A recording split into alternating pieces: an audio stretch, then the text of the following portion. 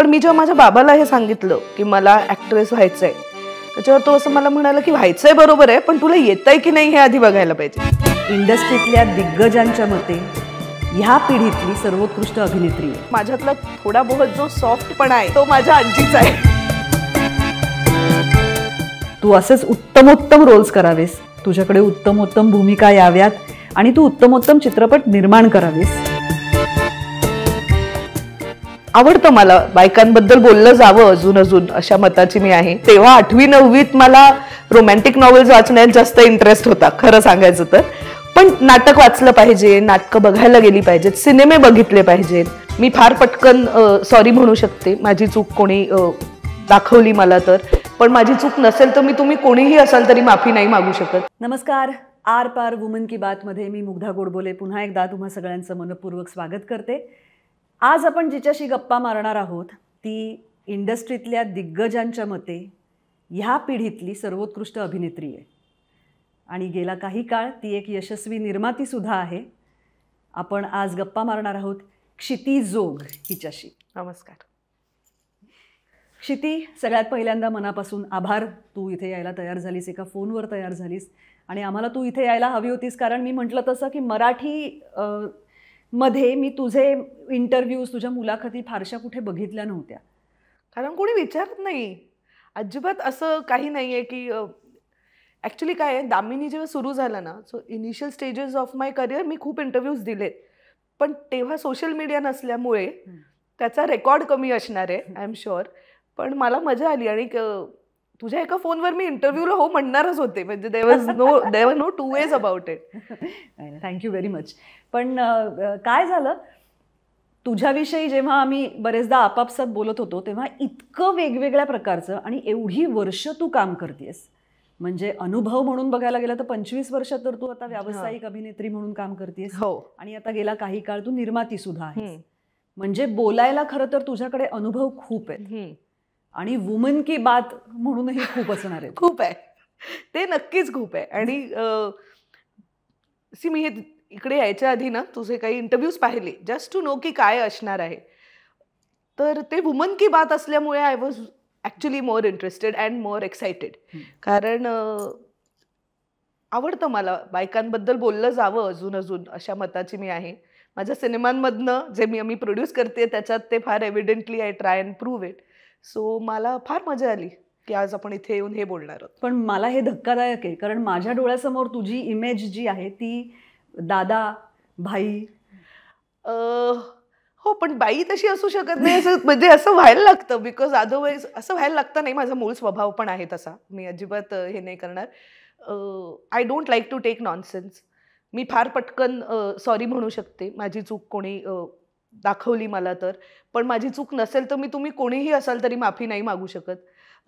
So हे माझ्यातले traits आहेत. पण म्हणून I don't run away from the woman in me. I am very proud and happy की मी एक बाई आहे.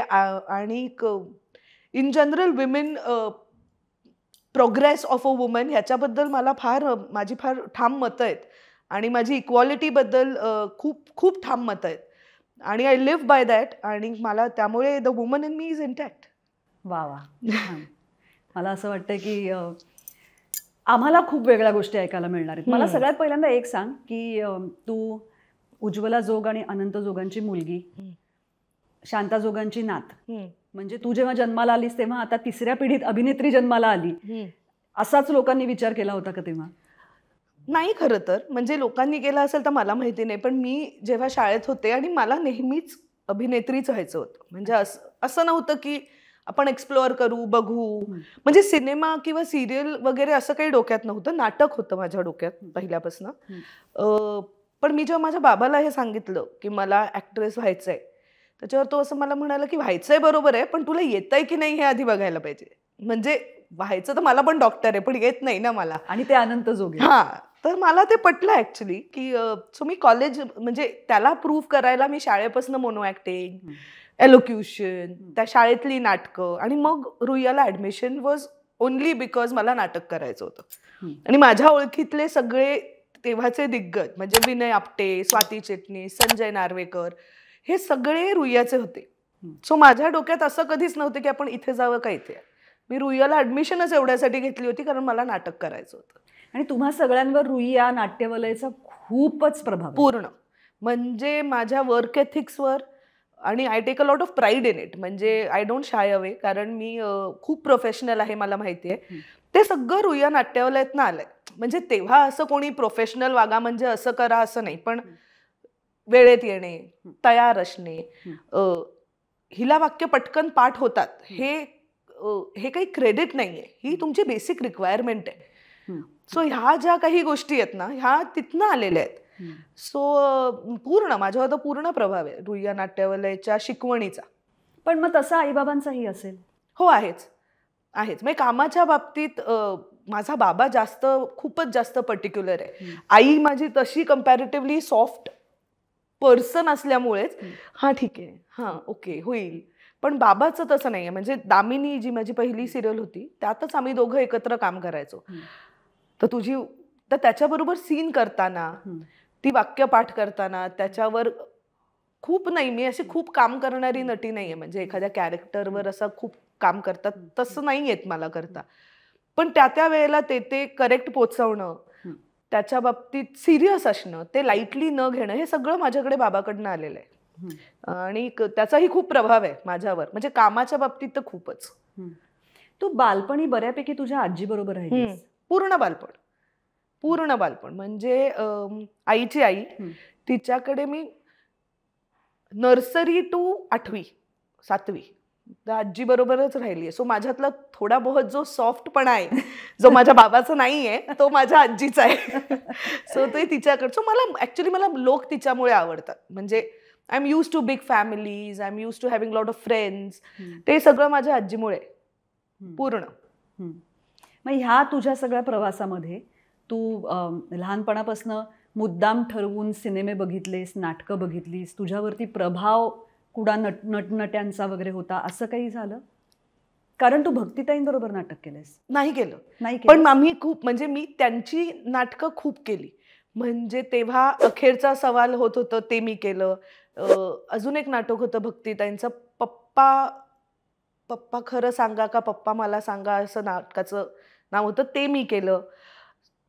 सो तेव्हा मी त्यांची नाटकं नंतर जी करायची वेळ आली तेव्हा ती खूप केली मी. आणि भक्तिताई म्हणजे I am lucky enough to watch her on stage.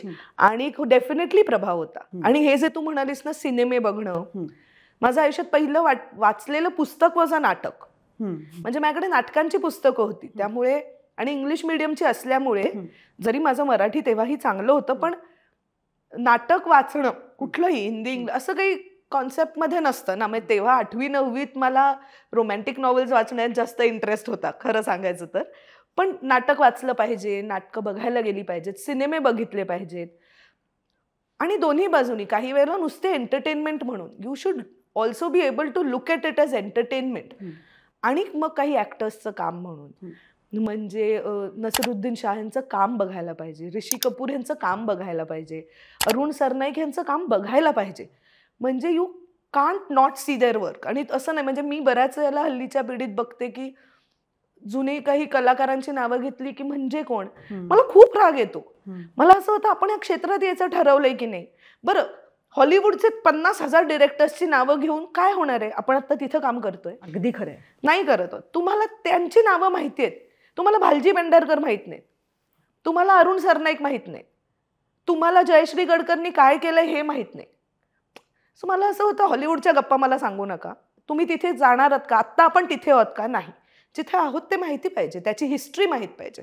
हे फार महत्वाचं आहे. अगं, कारण खूप होतं हे नवीन पिढीमध्ये, तर मला खूप होतं. Have you heard this new song? Okay, मी पण इंग्लिश मिडियमचे, मी पण इंग्लिश गाणी ऐकते, पण I have not. Have you really heard Lata Mangeshkar यांनी काय गायलंय अनेक वर्षांपूर्वी? नाही. म्हणजे तुम्हाला माहीतच नाही आहेत. म्हणजे आता सिनेमा आला जेव्हा, वसंतराव देशपांडे, एवढा चांगला सिनेमा, अनेक जणांनी, नवीन पिढीतल्या लोकांनी, सिंगर्स, मला असं वाटलं एक कानफटात आवाज काढावी की तुम्ही करताय काय मग इतकी वर्ष? You want to be here, you need to know. You can't say हा नसीरुद्दीन शाह त्रिदेव में था ना. काय वेडा आहेस का तू? त्रिदेव में था ना नसीरुद्दीन शाह. म्हणजे मला राग येतो फक्त. They are taking it too lightly sometimes. That's what I feel. पण हे सगळं, म्हणजे हे जे तू आत्ता बोलतेस, हे इनडायरेक्टली तुझ्यामध्ये रुईया काळात बसलं का जसजशी तू पुढे काम करत गेलीस, तू वेगवेगळ्या माणसांबरोबर काम करत गेलीस? हे मी यासाठी विचारते की बहुतेक वेळा जेव्हा आपण काम सुरू करतो तेव्हा आपण पीपल प्लीजर असतो किंवा नवीन आलेल्या लोकांना सगळ्यांना खुश करायचं असतं. तुम्ही म्हणताय ते बरोबर, अशा पद्धतीने ते एक प्रकारे काम करत पुढे जात असतात. पण तू पहिल्यापासून बऱ्यापैकी ठाम होतीस असं माझं मत. हो, I think people pleaser I never was. म्हणजे yes, I am very concerned about my people. जे माझे मित्र आहेत किंवा माझ्या जवळचे आहेत, मी बोलते असं नाही की मी बोलत नाही की ज्यांनी त्यांना वाईट वाटते, त्यांना वाईटही वाटतं, मग भांडणही होतं, सगळं होतं, पण I at least I am a little careful. पण otherwise I am not a people pleaser. पण हे जे मी तुला सांगते हे रुईयातनं पण आहे, हे माझ्या आईवडिलांकडनं आहे. मोठ्यांचा मान हा मिळालाच पाहिजे आणि त्याच्यात काही टू वेज नाही. म्हणजे माझं दरवेळेला, आणि त्यात मला आणखीन राग येतो, पाया पडल्याने मान नाही दाखवता येत खरंच. म्हणजे पाया पडून मनात तुम्हाला माहितीही नाहीये कोण आलंय समोर, ऍक्च्युली त्याचं बॉडी ऑफ वर्क काय आहे, doesn't make any sense to me. म्हणजे पाया पडणं हे काही रिस्पेक्ट दाखवण्याचं क्रायटेरिया नाहीये. सो हल्लीच्या मुलांच्यात ते असं एक नको करू रे, तुला काही माहित नाही, नको करू. ते वाकतही नाही, मग ते तरी नीट करा. हा, आणि नका पडू. माझं काय म्हणणं, हे नका दाखवू तुम्ही, rather go back and learn about it a little more. आणि जुने आहेत म्हणून सगळे चांगले आहेत याही मताची मी नाहीये, पण जे चांगलं आहे किंवा मला जे चांगलं वाटतं त्याचा तर अभ्यास व्हायला पाहिजे ना, असं वाटतं मला. निळू फुल्यांचं काम तुम्हाला फक्त बाई वाड्यावर आहे एवढंच माहितीये, तर मला खूप राग येतो. आणि जे मराठीत काम करतात त्यांच्या बाबतीत मी पाहिलंय हे, किंवा मराठीतनं हिंदीत जातात किंवा हिंदीतले सुद्धा, हा थे दिलीप कुमार, अरे थे म्हणजे काय बोलताय तुम्ही. So that really puts me of majorly.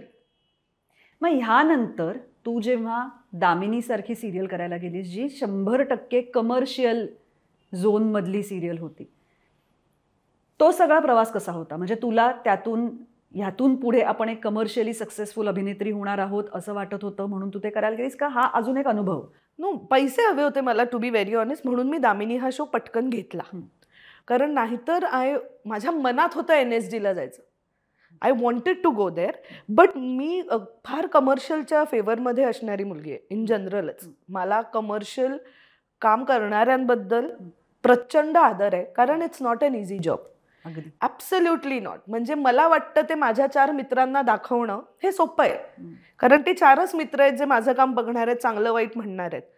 Commercial आपण जे आर्ट फॉर्म प्रेझेंट करतोय ते इतक्या लोकांना आवडावं ह्यासाठी प्रयत्न करणं आणि ते लोकांना आवडणं, it's a very difficult job.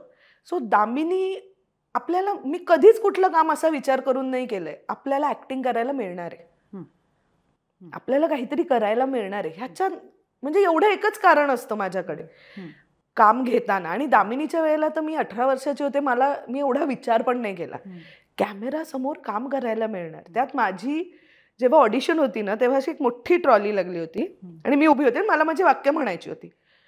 तर एक ट्रॉली लागली आहे, एक लाईट, एक कॅमेरामन, मला ह्या सगळ्याचं असं झालं, हे मी बघितलंय लहानपणी, पण ऍक्च्युली तिथे उभं राहिल्यावर एक काळं मशीन आपल्याकडे बघतंय, हे मला इतकं फॅसिनेटिंग होतं दॅट म्हणजे देवर नो टू वेज की मी हे करीन की नाही. आणि त्यात मला पैसेही मिळणार होते, which I needed. So it was म्हणजे दो टू वेज करणारच होते मी ते. तू खूप लहानपणापासून एकटी राहतेस. हो. हा का तू डिसिजन घेतला होतास?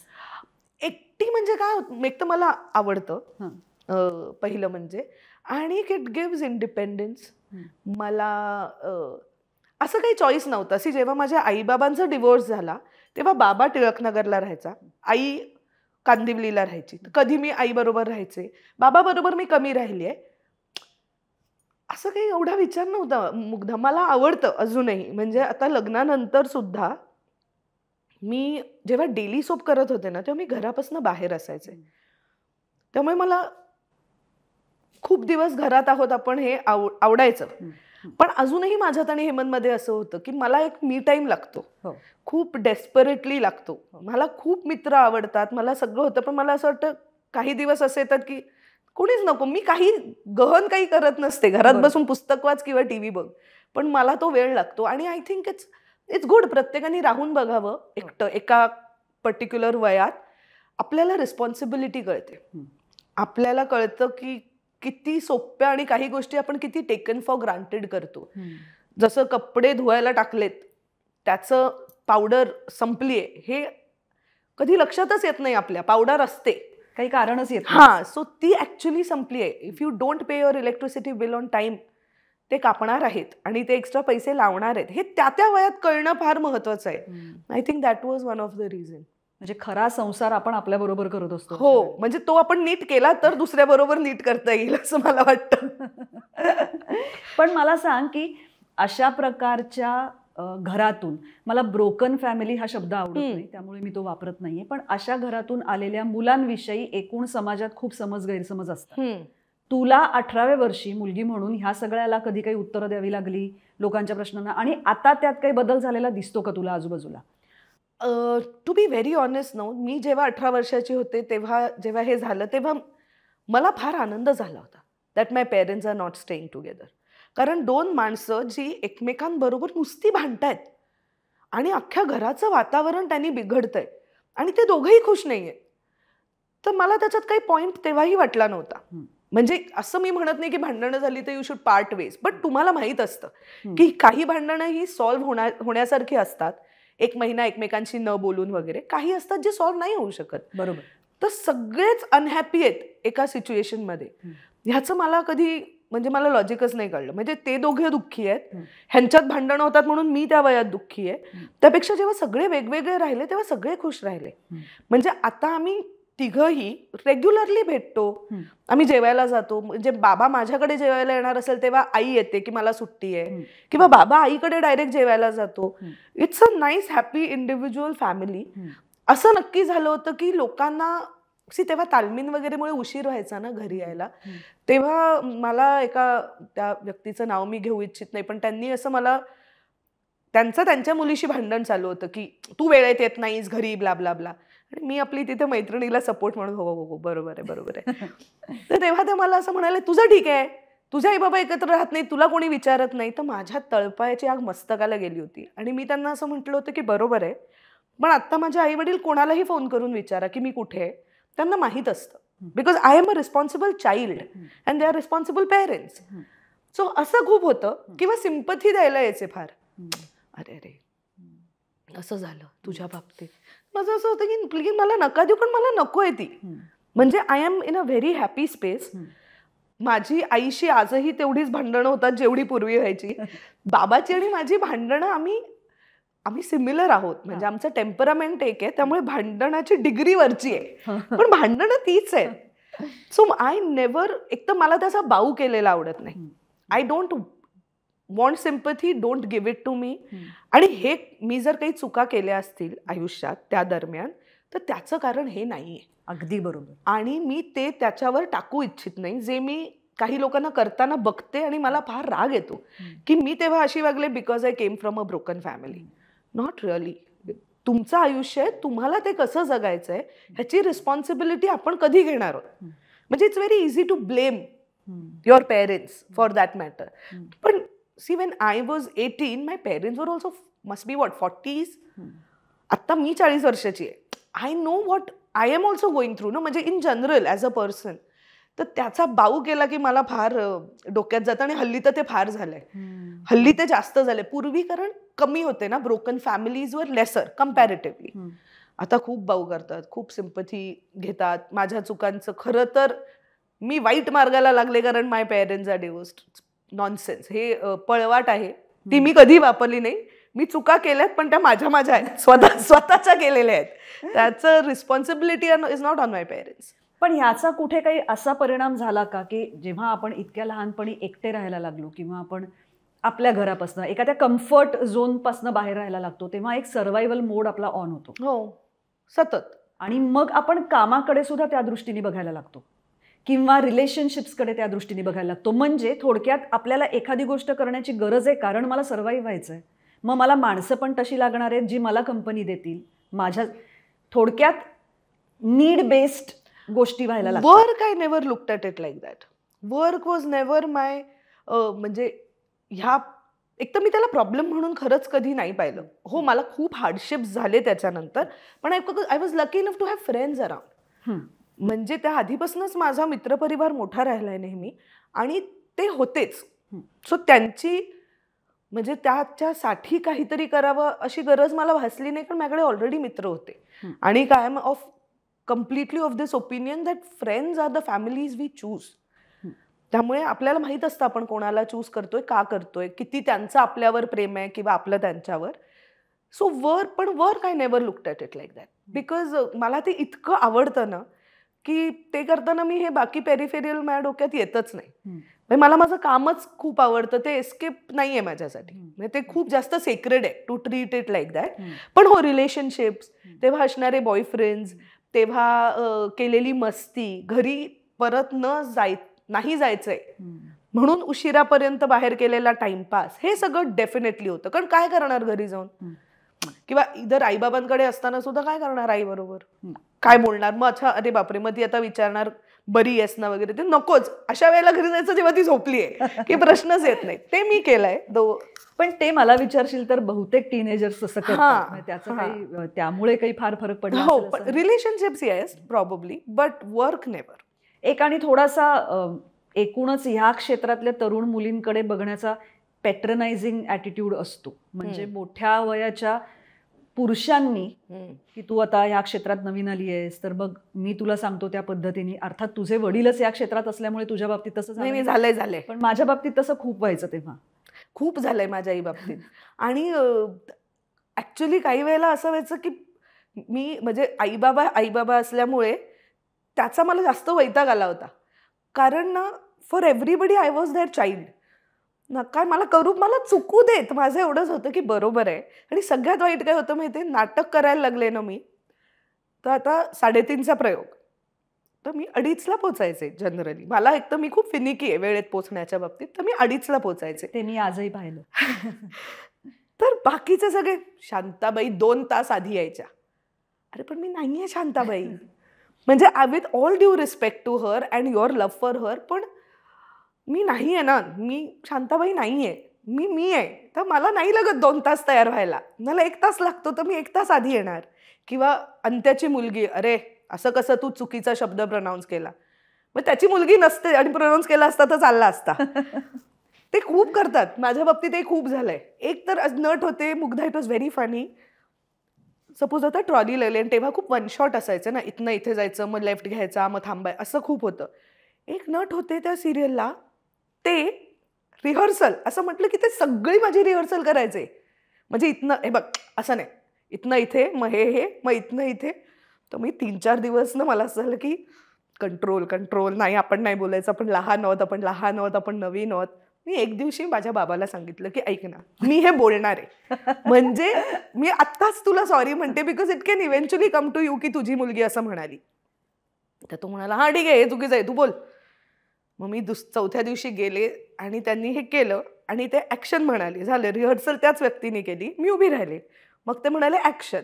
मग असं जायचं होतं तर मी अशी गेले. तर ते म्हणाले यहाँ कहाँ जा रही हो तुम? तो म्हटलं मैंने तो की नहीं ना रिहर्सल, ये तो यही करते हैं हमेशा, तो मुझे कैसे पता कहाँ जाना है, तू इन्हीं से करा लो, मेरे को तो उधर मेरा ऍक्टर कह रहा है इधर जाओ. मग त्या दिवशी ते थांबलं. पण असं खूप नवीन म्हटल्यावर एकदम सगळे जोरात शिकवायला येतात. तर असं होतं की हो ठीक आहे, म्हणजे शिकवण्याच्या विरोधात नाहीये मी, पण there is a way, don't be so condescending. इतकं असं कसं मी मूर्ख आहे आणि काहीच येत नाही, ह्यानी आम्ही शिकत पण नाही नवीन असताना. म्हणजे असं होतं की मला काहीच येत नाहीये का, त्यांनी अजून वाईट depression is a big word, पण खच्चीकरण होतं. आणि लादू नका, थांबा थोडंसं, मी नवीन आहे, लक्षात घ्या, तुम्ही 40 वर्ष काम करताय, मी 4 महिने पण नाही झालेत. सो ते तेव्हा पण खूप होतं. आणि मग तू दामिनी किती काळ केलीस? मी त्याचे 1,500 एपिसोड झाले. सो प्रतीक्षाताईंनी मला वाटतं 496 केले. त्याच्या पुढचे 1000 मी केले. आणि त्यानंतर तू मराठी सिरियल्सच्या केली. त्याच्यानंतर ऍक्च्युली मी नाटक केलं, प्रेमा तुझा रंग कसा, मोहन वाघांबरोबर प्रोड्यूस केलं होतं. आणि सुहास मावशी होती त्यात, जोशी. त्याच्यानंतर मी श्रीयुत गंगाधर टिपरे केलं काही एपिसोड. मग घडलंय बिघडलंय होतं, ह्याच्यानंतर होतं घडलंय बिघडलंय, मग वादळवाट. आणि वादळवाट सुद्धा मी बरेच एपिसोड्स केले. वादळवाट संपताना मी पहिला हिंदी शो केला, त्याचं नाव होतं तुम्हारी दिशा. तुम्हारी दिशा बहुतेक. तो कसा काय, म्हणजे तिथपर्यंत तू कशी पोचलीस? श्वेता शिंदे तिने मला सांगितलं की इथे इथे ऑडिशन होते, ते लुकिंग, तर तुला करायचंय का? तर मी म्हटलं, तिचा जो नवरा आहे तो त्याच्यात काम करत होता त्या सिरियलमध्ये, तर मी म्हटलं हो. तर मी जाऊन ऑडिशन दिली आणि ते झालं. त्यामुळे त्याच्यानंतर मग हिंदीत मी खूप बिझी झाले हिंदी शोज करण्यात. सो मराठी मी खूपच कमी केलं. म्हणजे वादळवाट नंतर 3-4 वर्ष तर काहीच नाही, कारण त्या एका शोची मी लीड होते, त्यामुळे 24 तास शूटिंग करत होते, 30 दिवस. सो काही चान्सच नव्हता. मग त्याच्यानंतर मध्ये फूबाई फू केलं, म्हणजे ते चालू असताना फूबाई फू केलं. मग तेव्हा राकेश सरांनी मला विचारलं, त्यांची सिरियल होती कुंकू, त्याच्यात छोटंसं काम करशील का? तर मी म्हटलं हो करीन. मग ते केलं. पण मग हिंदी सिरियल्स किंवा मग हिंदी नाटक केलं मॅक्स सरांबरोबर. त्याच्या आधी एक इंग्लिश नाटक केलं AK वेरियस प्रोडक्शन बरोबर, वन्स देअर वॉज अ वे नावाचं. सो असं करण्यात मग मराठी नाही केलं मी वादळवाट नंतर असं फुल फ्लेजेड काही. पण मग तुला मराठी इंडस्ट्री आणि हिंदी इंडस्ट्रीमध्ये तू काम करायला लागल्यानंतर थोडक्यात काय आहे की इथे तू एकदा सुरुवात केलीस, एका विशिष्ट लेवलपर्यंत पोचलीस असं आपण म्हणूया. त्याच्यानंतर तू पुन्हा नव्याने सुरुवात केलीस हिंदीमध्ये आणि मग तू पुढे तिथे सुद्धा खूपच वरपर्यंत गेलीस. तर हे जे दुसऱ्यांदा, बऱ्याचदा मराठी ॲक्टर ॲक्ट्रेसेसचं असं होतं की त्यांना ही दुसऱ्यांदा सुरुवात करायची नसते. त्याचं मला वाईट वाटतं फार की नसते करायची, कारण असं नाही होत. They don't know you. Please, आपल्या भोवती नाही फिरत सगळं जग. कसं आता उद्या एखादा बंगाली माणूस इथं काम करायला आला, तो बंगालीत खूप मोठा स्टार असेल तरी आता सोशल मीडियामुळे लोक माहिती आहेत. म्हणजे आता उद्या एखाद्या बंगाली ॲक्टरला कास्ट करताना त्याचं इन्स्टा प्रोफाईल बघतात की अच्छा अच्छा ओ, पूर्वी तसं नव्हतं. सो त्यांना का माहीत असेल यार? म्हणजे ही अपेक्षा करणं चुकीचं आहे. आणि असं काय ट्रीटमेंट हवी आहे आपल्याला? म्हणजे मला काय ट्रीटमेंट हवी आहे? मला एवढंच हवं आहे की मी वेळेत येते, मला वेळेत जाऊ द्या, मी माझं काम करते, मला स्क्रिप्ट द्या. असं काही फार बदल नसतो अगं. ते आपल्या डोक्यात असतो की बघितलं बरं, त्या स्पॉट बॉईजना वगैरे ना खरंच नसते पडलेली. तुम्ही कोणी पण असा, तुम्हाला चहा द्यायचा, कॉफी द्यायचा, दॅट्स देअर जॉब. मला हे प्रेशर कधीच नव्हतं. I never shy away from restarting, never. आणि मी कम्प्लिटली ओके असते की समोरच्यानी मला नाही ओळखलं, कारण हे मला मान्यच नाही की सगळ्यांनी ओळखायला पाहिजे आपल्याला. अनेक वेळेला ते म्हणजे असं अनेक वेळेला झालंय की मी जर जीन्स टी शर्ट वगैरे घालून बाहेर असेल तर लोक मला अजिबात ओळखत नाही, स्पेशली हिंदी, कारण त्यांनी पाहिलंच नाहीये मला तसं. एकदा मी एअरपोर्टला होते, ते सगळं झालं आणि मग मी काहीतरी बोलले आणि ती बाई समोरची हिंदी होती, तर मी हिंदीत बोलले. तेव्हा माझी मागची बाई असं म्हणाली, आप वो हो क्या, वो इसमें सरस्वती थे. म्हटलं हां. पहचाना ही नहीं मैंने, फिर आपने बात की ना तो आवाज से पहचाना. की मग म्हणजे हे काही होऊ शकतं ग. सो माझी आय डोंट शाय अवे. आणि मला माहिती आहे तसे खूप लोक की नीट नाही वागवत हिंदीवाले, असं नाही मला अनुभव आलाय कधी. आपण ते स्टारी थोडं ठेवलं ना घरी तर it is not very difficult. आणि मला तर नाहीच झालंय कधी, बिकॉज मला नेहमी असं वाटतं की माझा सीन झाला ना की लुक बदलतात सगळ्यांचे, कारण मला माझं काम चोख करता येतं, कारण तू काम तितकं चांगलं करतेस. हां, म्हणजे माझं असं होतं की, आणि मी पाहिलंय हे स्वतःच्या डोळ्यांनी की हां हॅलो गुड मॉर्निंग, आणि मग सीन होतो आणि मग सीन नंतर स्वतःहून स्पॉट बॉय येतात चहा प्यायला, पुढच्या दिवशी येतात तेव्हा लाईट बॉय स्वतःहून गुड मॉर्निंग म्हणतात. Everything changes, but that is because of your work. तुम्ही किती manager, hair, makeup, spot boy, doesn't matter, काम नीट नाही केलं तर तुमच्या मागे हसतायत ते तुम्हाला, आणि that for me is more important. So ते नाही मला कधी बॉदर केलंय. पण मला सांग की ह्या सगळ्या काळात तू सिरियल्समध्ये स्वतःला बिझी ठेवलंस, त्यातून कदाचित तुला आर्थिक स्तर तुझा बदलला असेल, जो अर्थात महत्वाचा आहे. पण ह्या सगळ्यात तू मराठी नाटक किंवा मराठी सिनेमे हे तुलनेने कमी केलेस, आणि आपल्याकडे एक वैचारिक असा ग्रुप आहे म्हण, किंवा ग्रुप म्हणण्यापेक्षा अशी विचारसरणीची काही माणसं आहेत की ज्यांना असं वाटतं की तुम्ही कला म्हणून त्याच्याकडे दुर्लक्ष करता.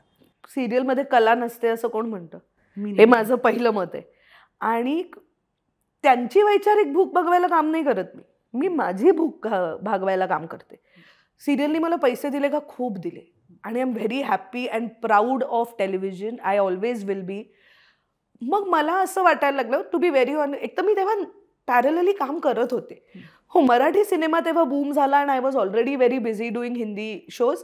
तर मराठी माझ्याकडे सिनेमांचं काम आलं नाही आणि मी त्यांना ब्लेम पण नाही करत.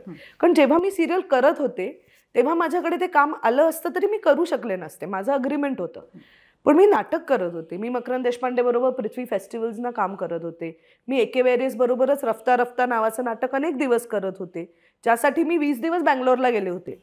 हे मी सायमल्टेनियसली करत होते माझ्या लेवलवर. ऑल्सो एक नट म्हणून इट टेक्स अ लॉट. आणि जे कळत नाही अनेक वेळेला लोकांना, एकच कॅरेक्टर 8 वर्ष रोज जाऊन करायचं, ह्याला एका वेगळ्या लेवलचं कन्व्हिक्शन लागतं.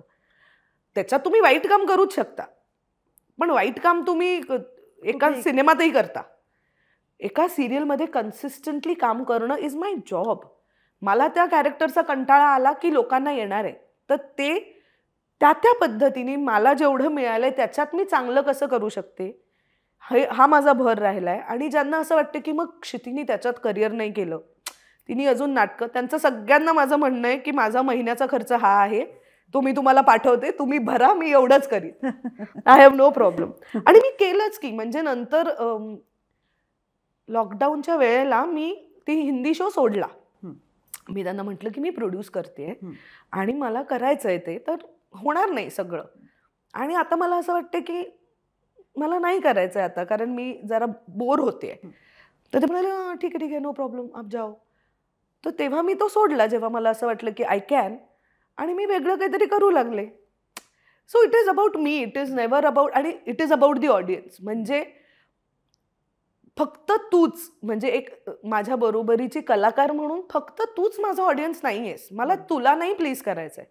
जे येऊन बघणार आहेत ना माझा सिनेमा, त्यांना मला प्लीज करायचं आहे, त्यांना ते कॅरेक्टर पटायला हवं. सो मी त्यांच्यासाठी काम करते, बाकीच्यांसाठी नाहीच.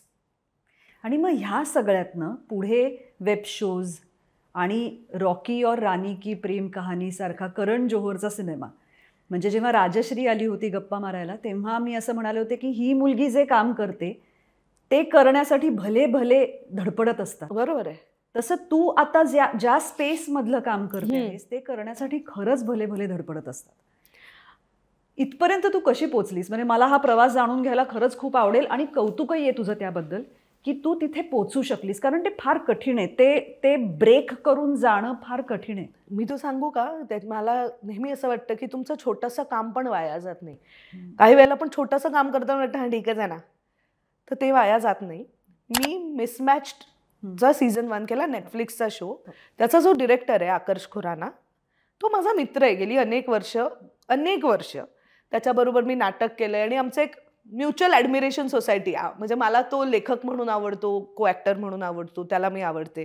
त्याचा मला फोन आला की मी असं असं नेटफ्लिक्सवर शो करतोय मिसमॅच, आणि मी आय थिंक तेव्हा शूटिंग करत होते सिरियलचं. मला म्हणाला की एक वो रोल आहे, तू करे, मतलब तू कर. I really, it's a small role, 2 days shoot, but I want to do it. म्हटलं ओके. म्हणजे तो मित्रांनी फोन केलं, बाकी काही विचारण्याचा काही संबंधच नव्हता. तर मी म्हटलं हां ठीक आहे. मग मी जाऊन ते केलं. त्याच्यानंतर मला जेव्हा शानू शर्मा यांचा फोन आला फॉर रॉकी और रानी, म्हणजे आधी एका वेगळ्या मुलीचा फोन आला की असं असं आहे, तुम्ही कराल का. पहिले माझ्या डोक्यात आलं आपल्याला तर काही हे मिळणार नाही, कारण नाही मिळणार, असं एक आपलं असतं ना, आपल्याला थोडी ना मिळतं हे. तर मी म्हटलं हां. तर मला म्हणे ऑडिशन तुम्ही घरनं, कोविडचा काळ होता, घरनं पाठवाल का. म्हटलं हो पाठवते. मी एक आपली घरी शूट करून हेमंतने आम्ही ती ऑडिशन पाठवली. आज मी ऑडिशन पाठवली सकाळी. आज संध्याकाळी मला त्या शानू शर्मांचा फोन आला, व्हिडिओ कॉल. आता मी दुपारी निवांत झोपले होते, अशी विस्कटलेली होते. तर म्हणाले नाही मला आत्ताच व्हिडिओ कॉलच. म्हटलं मी खूप घाण दिसते, तुम्हाला चालणार आहे ना. तर त्या म्हणाल्या हो. मग मी तसाच उचलला फोन. मग त्या म्हणाल्या नाही नाही मला खूप वाटतंय की तू करावंस, करणला पण वाटतंय की तू करावंस, आणि मी मिसमॅच पाहिलं होतं तुझं आणि मला असं वाटलं की तू करशील हे, तर तू प्लीज कर वगैरे वगैरे. तर तेव्हा मी हेमंतला असं म्हणाले, मी मिसमॅचचं 2 दिवस शूटिंग केलंय सीझन 1चं, आणि मित्राचा फोन आला म्हणून, बाकी काहीही न विचारता. तर त्या कामाला मी जर तेव्हा कदाचित लाईटली घेतलं असतं तर मला ही फिल्म मिळाली नसती. मी ते मन लावून केलं, सो त्याचं कुठेतरी it was answered in this way. So मला वाटतं it is that, it is all. आणि TV शो पाहिले होते माझे करणनी, जेव्हा आम्ही पहिल्या मीटिंगला गेलो तेव्हा त्यांनी असं मला सांगितलं, तुझा तो शो होता ना ये रिश्ता क्या कहलाता है, हां मी तो पाहिलाय, माझी आई बघते. सो मी तर नंतर मी जेव्हा सांगितलं तुझं कास्टिंग आहे तर फोटो विचारला, अरे ही तर त्याच्यातली देवयानी आहे. तर मला असं वाटलं या कम बॅक, तुम्ही ज्यांच्याबद्दल बोलताय they are still watching TV at home, या त्यांच्या घरातही बघतायत टीव्ही. सो कुठे वाया गेलं ते. त्याचं एक मी काहीतरी माझ्या बॅगमध्ये घेऊन आले होते ना, which he could really see. So I think आम्हाशी ऑनेस्ट राहिलं की पुढे उशिरा का होईना कामं येतात चांगली. आपण पाट्या टाकायला लागलो की काहीही केलं तरी नाही. सोशल मीडियाबद्दलचं तुझं काय मत आहे? खरंच त्याच्यामध्ये आता अलीकडे असं म्हणतात की कास्टिंग त्याच्यावरती अवलंबून असतं आणि तू आता निर्माती आहेस, तर खरंच त्याच्यावरती कास्टिंग असतं का? हे प्लीज हा इंटरव्ह्यू बघणाऱ्या सर्व तरुण मुलींना सांग. नाही, त्याच्यावर नसतं. त्याच्यावरनं कास्टिंग जाऊ शकतं मात्र हे नक्की आहे. म्हणजे मी केलेत reject.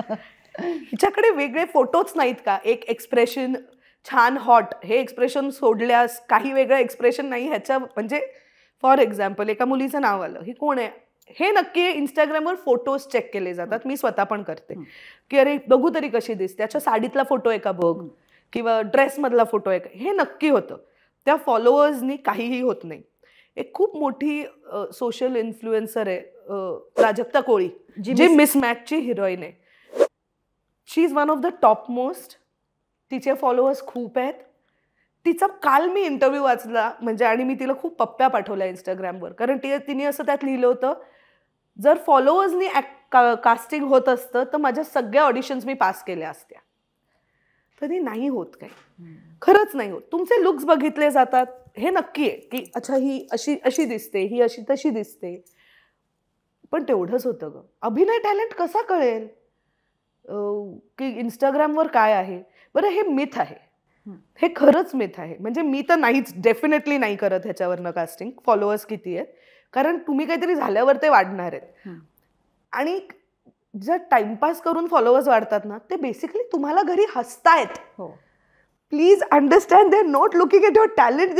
I watch and I laugh की किती फालतूगिरी झाली आहे बघ, हेच करते मी अजिबात त्यातलं, unless it's like a really, म्हणजे एखादा डान्सर रेग्युलरली त्याचं काहीतरी टॅलेंट शो करतोय ते वेगळं आहे, पण नुसत्या रील्सनी काही नाही होत, काहीही होत नाही. मी ॲक्टर्स त्याच्यावरनं रिजेक्ट केलेले आहेत निर्माती म्हणून. कारण हल्ली एकतर लोकांना असं वाटतं की there is only one expression which is hot and sexy, which is nice. I am very happy that you look hot and sexy. पण बाकी पण आहेत ना 50-60, ते सगळे विसरायला होतं लोकांना. Everything cannot be about glamour. आणि खरं सांगायचं तर किती सिनेमे असे बनतायत मराठीत which is all about glamour. Forget Marathi, हिंदीत सुद्धा, की खूप ग्लॅमरस सगळं आता, म्हणजे जे 90s मध्ये होतं तेवढं नाही होत. आत्ताचे चाललेले सिनेमे किंवा कामं ही किती नॅचरल तुम्ही काम करताय, किती नॅचरल दिसताय ह्याच्याचवर आहे. कॅरेक्टर तुम्ही कसं करू शकता? म्हणजे Pankaj Tripathi is a big star today. Please, म्हणजे तुम्हाला खरंच वाटतं का की त्यांनी खूप मसलवाले फोटो टाकले तर त्यांना कास्टिंग होणार आहे? नाही होणार आहे. हसायला होईल की बापरे ह्यांचं काय झालं आता, हे चांगले होते. तर कॅरेक्टर तुम्ही कसं करता त्याच्यावर आहे फक्त.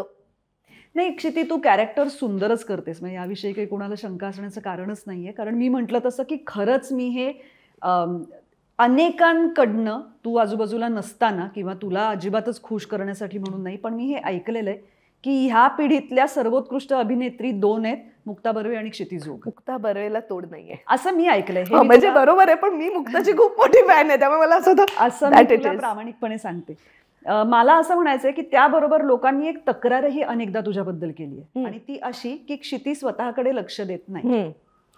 म्हणजे हे जर वजन ह्या दृष्टीने असेल तर they don't know my history, आणि विच इज फाईन. म्हणजे मी त्यांना अजिबातच जज नाही करत आहे, कारण माझे गायनेकोलॉजिकल इश्यूज खूप होते मला, त्यामुळे माझे असे 5-6 तरी ऑपरेशन झाली. म्हणजे आता ऑपरेशन थिएटरमध्ये जाणं for me was like going to a park, because खूप झाली आहेत ती.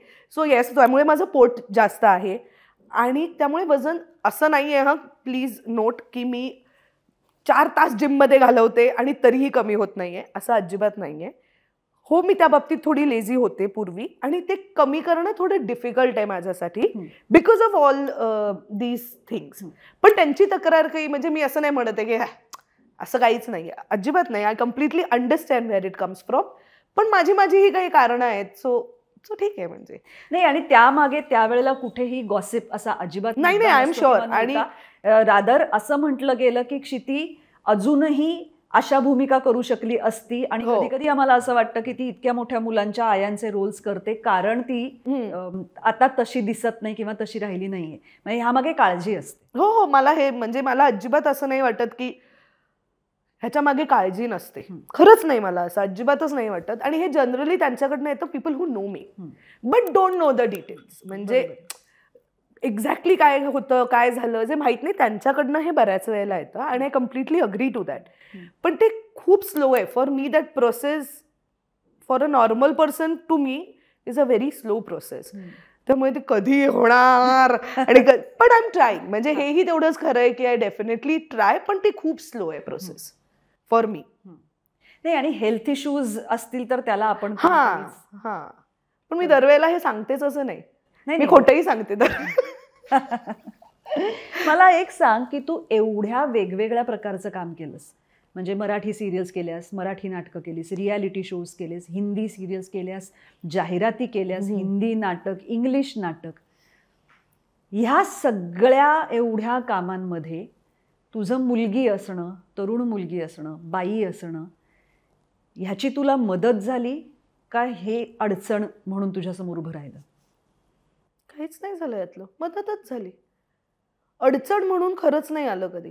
कारण मी तशी वागत नाही. I don't carry my self like that, specially when I am working. तुम्ही माझ्याशी तेव्हाच टाइमपास आणि फालतूगिरी करू शकता जेव्हा मी तुम्हाला ती परमिशन देते. नाहीतर माझं सर्कल खूप छोटं आहे. म्हणजे मित्रपरिवाराचं सुद्धा. आता मी इतकी वर्ष हिंदी टेलिव्हिजनमध्ये काम केलेलं असून सुद्धा हिंदीतले माझे फार मोजके काही मित्र आहेत. म्हणजे टी व्हीमधले खूप मोजके. आणि I don't carry my self like that की तुम्ही माझ्याशी टाइमपास करू शकता, तुम्ही माझ्याशी काहीही येऊन बोलू शकता. मला म्हणजे मी लहान असताना इन माय टीन्स ऑल्सो 18, 19, 20 की तुम्ही माझ्या खांद्यावर हात ठेवून मला नको असताना माझ्याशी बोलू शकता. ह्याला मी फार स्ट्रिक्टली खूप आधीपासूनच विरोध करत आलेली आहे. आणि मी त्याच्याबद्दल फार फर्म राहिलेली आहे. त्यामुळे मला मुलगी म्हणून ह्याचा थोडासा त्रास होतो असं मला कधीही झालेलं नाही. कारण मी तशी वागलेली नाही. आणि मला असं वाटतं की मी जर तसं कदाचित म्हणजे काही लोकांच्या बाबतीत हे नक्की झालंय की मी मित्र म्हणून जास्त जवळीक केली आणि you thought it was a wrong way. पण I don't shy away from saying की हॅलो स्टे अवे. माझ्या बाउंड्रीज मला फार पक्क्या माहिती आहेत. सो असं नाही झालंय. म्हणजे मुलगी म्हणून तर कधीच नाही. असं नाही वागलेत तरी नाही. म्हणजे जे वागलेत त्यांना तिथल्या तिथे ठेचायचं काम मी फार शिताफीनं केलेलं आहे. आणि मला असं वाटतं या इंडस्ट्रीमध्ये तोही पार्ट ऑफ युअर प्रोफेशन होतो. हो, होतोच. बिकॉज ही काय होतं, आपण जेव्हा नवीन येतो तेव्हा मला दरवेळेला असं वाटतं की एक तर सगळ्यांना तुमची काळजी घ्यायची असते. Everybody wants to take care of you. मग म्हणा तुम्ही काहीही त्यांना, दादा, काका, मामा, आजोबा, ते तुमच्याकडे त्याच नजरेने बघतायत असं नसतं. पण मला असं वाटतं की आपण स्वतःला कसं कंडक्ट करतो त्यांच्यासमोर, त्यांच्या आजूबाजूला, हे खूप म्हणजे हे शिकायची गोष्ट आहे. ही काही nobody is born with it. हळूहळू आपण शिकत जातो. पण ते शिकलं पाहिजे. ह्याचा अर्थ प्रत्येकाशी रूढ वागायला पाहिजे का नाही. आता एक मुलगी म्हणून आपल्याला माहीत असतं आपल्याला समोरच्यानी मारलेली मिठी काय आहे किंवा हा खांद्यावरती ठेवलेला हात काय आहे. तर तो काढ हे म्हणायला भीती नाही वाटली पाहिजे. आणि आजूबाजूलाही तसे लोक पाहिजेत. म्हणजे माझ्या नशिबाने होते की हू अंडरस्टँड दिस. म्हणजे जो माणूस हात ठेवतोय तो नाही, आजूबाजूला जे असणार आहे असं वर्क एन्व्हायरमेंट आपण तयार केलं पाहिजे की समोरचा हवं ते बोलू शकतो. म्हणजे आता माझ्या सेटवर मला नक्की माहिती आहे ते आहे. पण अनेक वेळेला बाहेरच्या सेट्सवर सुद्धा मी पाहिलंय. म्हणजे एका फिल्मच्या शूटला मी गेले होते आणि मला माहिती होतं की एक ऍक्टर जरा मुलींच्या बाबतीत फारच प्रेमाने मुलींकडे बघतो, मायाळू आहे, फार मायाळू आहे. तर माझा दिग्दर्शक माझा मित्र होता. तर मी त्याला म्हटलं की हा काय, कारण ह्याचा हा इश्यू आहे. तो म्हणाला हो, आजच मला कोणीतरी सांगितलं, आजचा त्याचा शेवटचा दिवस आहे. कारण एक वॉर्निंग मी त्याला दिली होती आधी की माझ्या असिस्टंटशी असं नाही बोलायचं. तर ती वॉर्निंग त्यांनी साईड ट्रॅक केली. तर आता ह्याचं काम संपलं, आज उद्यापासून तो नाही आहे. सी हे जेव्हा तो करतो तेव्हा पुढच्या वेळेला जर मला असं काही वाटलं तर मला भीती नाही वाटत. किंवा हे जाऊन मी जेव्हा 4 लोकांना सांगते की ह्याच्या सेटवर असं झालं, तर त्या मुली सुद्धा त्या माणसाशी बोलताना तितक्या ओपनली बोलू शकतात. सो मला वाटतं this environment creation is important. मग ह्याच्यानंतर निर्माती होणं मला व्हायचं होतं नेहमीच. It was in my mind. हेमंतच्याही मनात होतं, पण नंतर करू, होऊ दे जरा. झिम्मा ॲक्च्युली आधी वेगळे 2 लोक एकत्र येऊन करणार होते, पण त्यांचं झालं नाही. सो हेमंतनी मला फोन केला की त्यांचं नाही होतंय, आपण करायचं का? तर मी म्हटलं मला त्यातलं फार येत नाही. आता तुला येतंय का? म्हणजे मला बेसिकच येतंय. आता मी फिल्म्स केल्याच नाही, टीव्हीच केलंय. हो मला येतंय थोडं थोडं. म्हटलं मग करू. आणि फिल्म अशी होती की मला जशा फिल्म्स करायच्या आहेत कंपनी म्हणून, ते रिफ्लेक्ट करणारी ती फिल्म होती. म्हणजे मला माहिती होतं की मला असे सिनेमे करायचे, मला थोडे लाईट हार्टेड, मजा, पण मला म्हणायचंय ते म्हणायचंय, असे सिनेमे करायचे. So it was a perfect choice. मग असं आम्ही म्हणालो की चला टाकूया कमावलेले सगळे पैसे, आणि असं म्हणून झालोय आम्ही. म्हणजे करायचं होतं पण इतक्या लगेच नव्हतं करायचं. पण मग ही हिंमत तू हेमंतला दिलीस का हेमंतनी तुला दिली? एकमेकांना. पण मी दिली त्याला, कारण तो असं स्केप्टिकल, म्हणजे त्याचं ठरलेलं असतं. पण मी जेव्हा हो म्हणते तेव्हा त्याचं असं होतं, हां आता करूच शकतो. सो आय थिंक मी असं म्हणताना विचारलं मला की आपले सगळे पैसे घालायचे त्याच्यात. तर मी म्हटलं हो ठीक आहे, गेले तर काय परत एखादा शो वगैरे पकडून काहीतरी जमवायचं. दिस इज द टाईम, नाही तर कधी करणार. हे आपलं वय पण आहे, we can take risk, we can rebuild everything if it comes to that. त्यामुळे होतं ते सगळं घालून आम्ही केलं. तू हेमंतला कधी भेटलीस? तू मोठी आहेस ना त्याच्यापेक्षा? हो, 3.5 वर्ष. मी त्याला भेटले 2011 ऑगस्ट वगैरे असेल. September October we started dating. 2011 October, 2012 April engagement, 2012 December लग्न. आणि तुमचं जेव्हा लग्न झालं तेव्हा परत एकदा मी असं अनेक लोकांकडनं असं की मी बेट लावतो हे किती टिकतंय बघूया. अनेक लोक कुठे, माझी आईच मला म्हणे की बरं 1 वर्ष वगैरे झालं तरच म्हणजे देव पावला वगैरे, असं तिला वाटत होतं. आम्ही खूप भिन्न आहोत दोघंही. आम्ही खूप वेगळे आहोत स्वभावाने. आणि माझे आधी जे बॉयफ्रेंड्स होते ना किंवा रिलेशनशिप्स होत्या, त्यातल्या एकासारखाही हेमंत नाही आहे माणूस म्हणून. सो हे तर खूप लांब राहिलं. आमचा मित्र आहे समीर विद्वंस, डिरेक्टर आहे जो. सो तो आमचा कॉमन, म्हणजे तो हेमंतला ओळखत होता आणि माझा मित्र होता. सो मी त्याला फोन केला होता की सम्या मी असं करते. तर तो मला म्हणाला नको करूस, कारण तुम्ही खूप वेगळ्यात, मला नाही वाटत हे टिकेल, मला नाही वाटत तू हे केलं पाहिजेस. म्हटलं मी उगाच फोन केलाय तुला, मी करणार आहे, पण आपलं एक तरी साईड बाय साईड विचारलं. माझी मैत्रीण आहे मुग्धा कर्णिक, जी माझी गेली 25 वर्ष सगळ्यात जवळची मैत्रीण आहे. तिला मी सांगितलं तेव्हा तिने असे आय यू शुअर म्हटलं गप, आय एम शुअर आणि आय एम नॉट शुअर. तर आता एवढं शुअर होऊन काही झालं नाही तर अनशुअरमध्ये करून बघू. सो एव्हरीबडी थॉट म्हणजे की नाहीच, 1 वर्ष झालं तरी खूप आहे. पण आय थिंक आम्ही खूप वेगळे आहोत. आणि आम्ही मित्र, to be very honest, love story started after marriage. Definitely तेव्हा फ्लिंग होतं, छान आहे, ओके लग्नच करून टाकू. Because I was very sure की I don't want to fool around. एक रिलेशनशिप मग बघू. मी 29 वर्षाची होते, 30 होणार होते. म्हटलं एवढा वेळ नाही आता माझ्याकडे, आयदर लग्न किंवा काहीच नाही. तो 26 होता. तो म्हणाला हो लग्न. म्हटलं ओके. मग नंतर वी बिकेम बेटर फ्रेंड्स. आम्ही एकमेकांना ॲक्च्युली लग्नानंतर नीट ओळखू लागलो. पहिलं 1 वर्ष खूप भांडणं झाली, पण we always knew that we were a team. म्हणजे आत्ता आमच्यात क्लॅरिटी एवढी आहे की we are a team. So भांडणं खूप होतात, चालता हो वगैरे हे खूप होतं, पण we always know that we are a team, will always be together. म्हणजे this we are friends. So आम्ही एकमेकांशी बोलताना घाबरत नाही. मग ते कितीही समोरच्याला लागू दे. आमच्या पद्धती वेगवेगळ्या आहेत. तो खूप जास्त पेशंट आहे, सॉफ्ट स्पोकन आहे. He is a better human being than I am. Otherwise also as a person he is a better human being. So त्यामुळे ते बॅलन्स होतं बहुतेक. पण तरीसुद्धा आता बरेचदा असं असतं की आपल्याकडे अजूनही, आणि कितीही कुणीही हे नाकारण्याचा प्रयत्न करू दे, हीच वस्तुस्थिती आहे की पुरुषांना बायकांकडनं ऑर्डर्स घ्यायला आवडत नाहीत?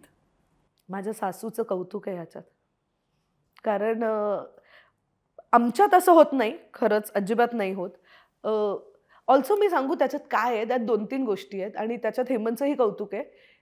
कारण when we were getting married no he was aware मी वयाने 3.5 वर्ष मोठी आहे आणि वर्क वाईज तो जेव्हा MSc करायला UKला गेला तेव्हा मी मुंबईत माझं पहिलं घर घेतलं काम करून. सो वर्क वाईज तर आमच्यात खूप फरक आहे आणि which he is very well aware of. त्यामुळे जेव्हा मी काहीतरी सांगतेय तेव्हा मी ते काय स्पेसमधनं सांगते. बरं आम्हाला ह्याची क्लॅरिटी आहे की बेटरमेंटसाठीच भांडतोय आम्ही. म्हणजे आता ह्याचं काम कसं वाईट होईल ह्याच्यासाठी obviously nobody is fighting. No ego issues नाही आहेत त्याच्यात? नाही, खरंच नाही आहेत. आणि ह्याचं क्रेडिट खूप त्याला आहे. म्हणजे मला आहे जास्त इगो इश्यू की नाही म्हणजे काय, पण त्याचं नाही होत तसं. तो जरा पेशंटली ऐकून घेतो, मग तो he will think about it, then he will do it. त्याचं अजिबातच नाही आहे असं. आणि मी म्हटलं सासूचं कौतुक आहे कारण तशा माझ्या सासूबाई बघितल्या असतं she is a simple woman but she is a very strong woman. म्हणजे त्यांच्या डिसिजन मेकिंग्स म्हण, छोट्या छोट्या गोष्टीत तुम्हाला कळतं. हेमंतला सगळा स्वयंपाक करता येतो. हेमंत अख्खं घर 100 ग्रेट सांभाळू शकतो. आम्ही एकत्र सासरी जेव्हा जातो पुण्याला, म्हणजे इकडे तर होतंच की हेमंत आधी उठला तर तो चहा ठेवतो, ते पुण्यालाही होतं. आणि मी एकदाही माझ्या सासूबाईंना हे म्हणताना ऐकलेलं नाही की तू का चहा करतोयस, ती का झोपली. कारण आमचे वेगळे वेगळे चहा होतात. माझे सासूबाई दुधाचा चहा पितात, मी पाण्याचा पिते. सो वेगळे चहा करायला लागतात. सो असं मी कधीही नाही ऐकलंय किंवा हेमंत उभा आहे आणि त्यांनी माझं ताट वाढून आणलंय जेवणाचं की अरे तू बस मी आणते, असं ते कधीही नाही म्हणत. मी बसली आणि तो उभा आहे तर छोट्या गोष्टी असतात but you can figure out की हे का. आणि हे मी माझ्या घरात माझ्याच भावांना पाहिलंय. बसलेले असतात आणि आई शेजारी बसली आहे, आई पाणी दे, अरे तू उठ ना, तुझ्याच शेजारी बसली आहे ना ती. सो त्या बाबतीत तो आणि I think it's the family that is. आणि गावातनं आलेली फॅमिली आहे. मी नेहमी हे म्हणते की शहरात मी हे उलट पाहिलंय आणि गावात मला नेहमी असं वाटायचं की they will be very strict. They are absolutely not. They are not. They are very, ते जास्त लिबरल आहेत आपल्यापेक्षा. त्यांना भीती नसते ह्याची अजिबातच. पण हे तू घरात म्हणतेस, निर्माती म्हणून जेव्हा तू काम करतेस तेव्हा तुझ्या हाताखाली एक 50 माणसांची टीम असते. त्याच्यात तुला कुठे असं जाणवतं का की तुझ्याकडे निर्माती म्हणून वेगळ्या पद्धतीने बघितलं जातं आणि त्याच्याकडे वेगळ्या पद्धतीने बघितलं जातं? आता माझी जी टीम आहे ते लकीली एक तर थोडंसं तुला खरं सांगू का, आपण लाईक माइंडेड लोकांबरोबरच काम करतो बऱ्याच वेळेला. कारण की माझ्या टीममध्ये सुद्धा, म्हणजे प्रोडक्शन टीममध्ये सुद्धा मुली खूप आहेत आणि त्यात फक्त मुली आहेत म्हणून नाही, त्या कामाला चांगल्या आहेत म्हणून त्या तिथे आहेत. पण वेंडर्स असतात ना, वेंडर्स की वेंडर्सना मैं सर से बात कर लूंगा. आणि मला ना त्याच्यात त्यांची फार चूक आहे असं नाही वाटत. त्यांना नाही माहिती, त्यांनी केलं नसेल कदाचित एवढं, पण त्यांनाही हळूहळू कळायला लागतं ना. आणि आय डोंट शाय अवे, ठीक आहे आप सर से बात करो. प्रॉब्लेम असा होतो की तो इव्हेंच्युअली, हे आमच्यात आम्ही केलंय की सर हेमंतशी जर कोणी बोललं तर तो हा उत्तर देताना देतो मैं समझ गया सब, मैं मैडम से कन्फर्म करके फोन करता हूँ आपको. तो हे नक्की पोहोचवतो की तिचं हो मिळाल्याशिवाय हे नाही होणार आहे. तर मला तिला विचारू, मला कळलं ती हो म्हणाली तर आपण करू. सो इथे ना तुम्ही छोट्या पद्धतीने पण एक ग्राउंड सेट करता की तिला विचारायला लागेल, तुम्ही बोला माझ्याशी सगळं, तुम्हाला तिच्याशी बोलता येत नाहीये पण I have to take her yes. हे हळूहळू आपण ना सीड इन करावं लागतं. लोकांना पण वेळ लागतो. सेटवर लाईट बॉईज वगैरे असे आधी तुमच्याशी फार असं तुम्हाला ते they don't take your presence very seriously, पण ते बदलतं हळूहळू. आणि कॅप्टन ऑफ द शिप कोण असतो सेटवर? दिग्दर्शक. जेव्हा तो तुमच्याशी तसा वागतो तेव्हा आजूबाजूला सगळे आपोआप तुमच्याशी त्या रिस्पेक्टनी, त्या ह्यानी वागू लागतात. त्यांची चूक नाही, त्यांना सवय नाहीये. त्यांनाही हा बदल घडवायला, बायकांच्यातच हा बदल घडवायला एवढा वेळ लागतो, तर पुरुषांच्यात तर आणखीन वेळ लागणार आहे ना. त्यांना सवय आहे टू टेक इट इझी. पण तुला काय वाटतं, फिल्म्समध्ये निर्मात्या आणि दिग्दर्शिका कमी का आहेत? नाही, ह्याचं काय कारण असावं असं तुला वाटतं? जे आहेत त्या फार कमाल आहेत. म्हणजे अख्खी झोया अख्तर आहे तुमच्याकडे, everybody wants to work with her. पण मला असं वाटतं की भीती असेल का असं मला वाटतं. Like you rightly sed, of taking orders, of people responding correctly. असं मला वाटतं की त्याच्या मागचं थोडंसं कारण ते असणार आहे. कारण ऑल सॅड अँड डन मी कितीही असं म्हणाले तरी ह्या वेंडर्सना माहिती आहे आम्ही नवरा बायको. म्हणजे I hate to say this but it makes a lot of difference for them. म्हणजे त्यांना असं वाटतं की बायको आहे म्हणून चाललंय. तू म्हण काहीही, तू आत्ता माझं काम कर.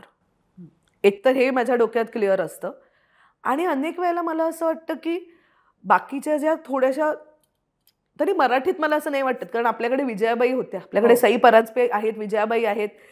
त्यांनी ऑर्डर्स घेतले आणि त्यांचं नाही ऐकायचं तर कोणाचं ऐकायचं. म्हणजे they were the best at what they use to do very strongly.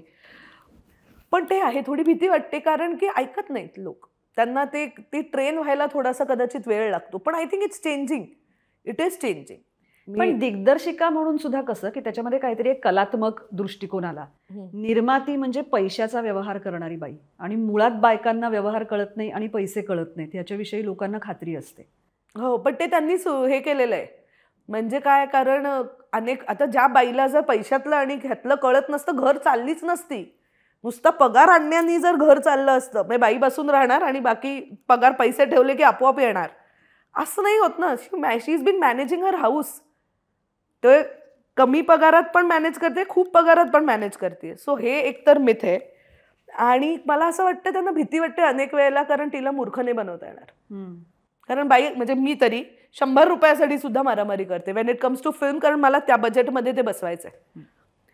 So मग असं होतं की किती आता बाई कटकट करते, पण अशी वेळच काय येते की कटकट करावी लागेल. पुरुषांनी केलं तेव्हा ते बार्गेन आहे, बाईने केली की ती कटकट आहे. पण मला असं वाटतं की आपण ह्याला न जुमानता, कटकट तर कटकट, पण हे असंच आहे, you will have to work. आणि सगळ्यांना ना इव्हेंच्युअली काम हवं असतं मुग्धा, त्यामुळे ते करतात. आपण ती उडी मारून करणं गरजेचं आहे. आणि आजूबाजूला तशी टीम सापडणं, किंवा जर खरंच आपल्याला येत नसेल ना, nobody is born a producer, तर आजूबाजूला अशी टीम असणं की ज्यांना माहिती आहे, आपली शिकण्याची तयारी असणं, हे खूप महत्त्वाचं आहे. कारण काही वेळेला काय होतं, आता मी नुसतीच प्रोड्युसर आहे, मी जर त्यातल्या मॅच शिकत नसीन तर खरंच मला कोणी उल्लू बनवेल. आणि हिला कळत नाही आहे तर करू देत. माझी शिकण्याची तयारी आहे, माझी चुकण्याची तयारी आहे. त्यामुळे I think it helps if you know your craft well. म्हणजे मी अभिनयात तेवढी चुकत नाही, मी अनेक वर्ष करत आली आहे. प्रोड्युसर म्हणून चुका करते मी खूप वेळेला, पण ठीक आहे, मी शिकते पण आहे. म्हणजे मी स्वतःला हे दिलेलं आहे की it is okay, you will learn because I want to do it. आणि माझ्या आजूबाजूची टीमही तशी आहे. सो आय थिंक न घाबरता चुका करत करावं. मला एक सांग की आता तू निर्माती म्हणून जेव्हा लोकांसमोर जातेस तेव्हा तू बाई आहेस म्हणून तुझ्याशी वेगळ्या पद्धतीने बोललं जातं का? म्हणजे मी हे पुरुषी दृष्टिकोन ह्यानी म्हणत नाहीये, पण तुला घरगुती कारणं जास्त सांगितली जातात का? तुला बायकी प्रॉब्लेम्स जास्त सांगितले जातात का? म्हणजे एक्सक्युजेस देताना तू बाई असणं, कारणं देताना, समजा सुट्टीला मला जायचं आहे तर त्याची कारणं देताना माझ्यासमोर एक बाई आहे, मग ती जरा सॉफ्टली ह्या सगळ्याकडे बघेल, तेवढी वेळच येऊ देत नाही मी मुग्धा. मी पहिल्या दिवशी येणाऱ्याच माणसाला सांगते की जे तिला ओके तेच तुला ओके, जे त्याला ओके तेच तुला ओके. हो, बाई म्हणून पिरियड्स इश्यूज मला कळतात, कारण आय हॅव गॉन थ्रू दिस. त्यामुळे आम्ही इन जनरल सुद्धा, माझे पिरियड्स आहेत, मी आज नाही येऊ शकत, हे it's a very valid reason. Similarly एखादा जर म्हणाला की मला खूप बरं नाही आहे तर मी नाही येऊ, it's a very valid reason, we understand. पण मावशीच्या मुलाचं लग्न आहे, मी अनेक माझ्या मावशींच्या मुलांची आणि ह्यांची लग्न मिस केली आहेत. जेव्हा काम आहे तेव्हा काम आहे, मग काहीही असो. पण असं होतं की आज आमच्या घरी पूजा आहे, हो ठीक आहे, मग इथनं नमस्कार करा, कामात देव असतो आणि मनात पाप नसलं की सगळं होतं. हे माझं नेहमीचं एक वाक्य आहे की आमच्या घरी पूजा आहे, मी नाही गेले तर म्हटलं मनात पाप नाही आहे ना, मग सगळं, मग पोचली तुझी पूजा देवापर्यंत. मग तिकडे जाऊन मनात पाप ठेवून काहीतरी केलं, किती पूजा करा, काही उपयोग नाही. तुला गंमत म्हणून सांगते की एकदा एक खूप मोठे अभिनेते, मी शूटिंगला गेले आणि त्यांनी मला 2-3 दिवस आम्ही एकत्र शूटिंग केलं, तर तिसऱ्या दिवशी ते मला म्हणाले तू घरून डबा नाही आणत? तर मी म्हटलं की मी माझा डबा आणते का? तर मला म्हणाले की नाही, तू त्या कोणीतरी एक अभिनेत्री, हा कोणीतरी एक अभिनेत्री, त्या सगळ्या ॲक्टर्ससाठी डबा घेऊन येतात घरून, काय मासे आणतात, काय हे आणतात, गोड काहीतरी आणतात वगैरे वगैरे. तर मी म्हटलं की तुम्ही ज्या मालिकेमध्ये काम करता त्याचे संवाद मी लिहिते, त्याच्यामुळे मी रोज सकाळी सीन्स लिहून पाठवते आणि मग मी माझा डबा घेऊन येते. तर ही जी अपेक्षा असते ना की तू अभिनेत्री आणि बाई आहेस मुळात तू, त्याच्यामुळे तू घरून एक युनिटसाठी डबा आणला पाहिजेस, तर मी का आणायचा? मला अशा लोकांना मारावं असं वाटतं माहितीये ना. तुम्ही इथे जेवायला येता का? पहिला माझा प्रश्न हा आहे की तुम्ही शूटिंगला एवढ्यासाठी येता का की मुग्धा डबा घेऊन येईल मग आपण जाऊन खाऊ? तुम्ही तुमच्या घरी तुम्हाला येत नाही स्वयंपाक करता, मग तुम्ही शिका, तुम्ही तुमचा डबा आणा. म्हणजे हे जे काय ना, आणि अनेक वेळेला काय होतं, हेमंत सगळा स्वयंपाक करतो. तर आमच्याकडे ज्या मावशी कामाला येतात ना, पहिल्या आता 11 वर्ष आहेत त्या, पण पहिल्या वर्षी ना शी वॉज स्कॅन्डलाइज टू डेथ. कारण हेमंत आतमध्ये काहीतरी स्वयंपाक करत होता आणि टीव्हीवर काहीतरी फिल्म होती जी मी अशी बघत होते. तर त्यांचं असं झालं की दादा स्वयंपाक करतात. म्हटलं हां, ते काहीतरी मासे का काहीतरी करत होता. म्हटलं हो, तो छान करतो ते. मग मला कळलं त्यांना काय म्हणायचं. म्हटलं नाही, आज नाही करणार आहे मी स्वयंपाक. तसंही आम्ही घरी असले असे ठराविक पदार्थ आहेत की हे तो चांगलं करतो तर तू कर असं. तर मला ना ह्याचं कौतुक होतं, ह्याचाही राग येतो. बघितलं हेमंत सगळा स्वयंपाक करतो. अरे कारण तो एकटा राहिलाय. म्हणजे मला माझ्या भावंडांमध्ये मावस किंवा चुलत किंवा व्हॉटेव्हर, तुम्हाला कुकर लावता येत नाही ह्याच्यात काहीही भूषण नाही. तुम्हाला बेसिक म्हणजे तुमच्या पुरता जगाला घालू नका, जेवण करता आलं पाहिजे. म्हणजे चांगलं करतो का वाईट हा मुद्दा वेगळा, पण आलं पाहिजे. आणि हे जे डबा बाई म्हणून, म्हणजे हेमंत मला डबा पाठवायचा काही वेळेला, तो घरी होता, मी शूट करत होते सिरियलचं, तर त्याचा फोन यायचा की मी डबा पाठवतोय तुला, आणि असं गरम गरम छान. अरे मग किसने बनाय, कारण त्यांना माहिती माझ्या घरी कुक नाहीये, आम्ही दोघंच स्वयंपाक करतो. म्हटलं हेमंतने भेजा असं एक्साईट होऊन मी, तर त्या असं फार माझ्याकडे, घरी तुला घरनं डबा येतो जो नवऱ्याने बनवलाय. म्हटलं हो, कारण मी घरी असते तेव्हा मी पाठवते त्याला डबा, ह्याच्यात काहीही भूषण नाहीये. आणि तुला चपात्या करता येत नाहीत, तुला चपात्या करता येत नाही येत. मला चांगला अभिनय करता येतो. आमच्या मावशींना येतो का? नाही येत की नाही, त्यांना ते करता येतं, मला हे करता येतं. तर हे असे फार असतात अतिशय नॉनसेन्स. कुठले तरी गेले होते, मंगळसूत्र नव्हतं घातलं मी कुठल्या तरी फंक्शनला, असं लग्नानंतर 1-1.5 वर्षात. तू मंगळसूत्र नाही घालत, तुझं नुकतंच झालंय ना लग्न. म्हटलं त्याला माहिती आहे ना मी त्याची बायको आहे, आणि मला माहिती आहे ना तू माझा नवरा आहे. तुला माहित असो किंवा नसो, काय फरक पडतोय मला? म्हणजे ते घातल्याने काय होणार आहे? मला खूप आवडतं mangalsutra, I think it's a very pretty jewellery, पण ते माझ्या मनावर आहे. माझ्या मनावर असेल तेव्हा मी साडी, गजरा, टिकली म्हणजे बापरे, आणि नाही तर नाही. पण मी हे तुमच्यासाठी करत नाही, मी माझ्यासाठी करते. मला माहिती आहे माझं लग्न झालंय, मंगळसूत्र घातलं काय किंवा न घातलं काय. सो ह्या ज्या गोष्टी आहेत ना, त्याला नाही विचारत ते की अरे तुझं लग्न झालंय, ती मुलगी किती छान दिसते असं का म्हणालास तू. असं नाही होत ना. म्हणजे तो सहज गप्पा मारतो ना, अरे ही किती छान दिसते, ते चालतं. तर असे बोर असतात लोक, त्यांना आय थिंक ते वेल्ला टाईम असतो वेल्ला. आणि घरी वेळीच आईनी फटके नाही घातलेत लहानपणी. मला तर नेहमी असं वाटतं आईनी वेळीच एक धपाटे घातले असते ना, ही वेळ नसती आली. खरंच.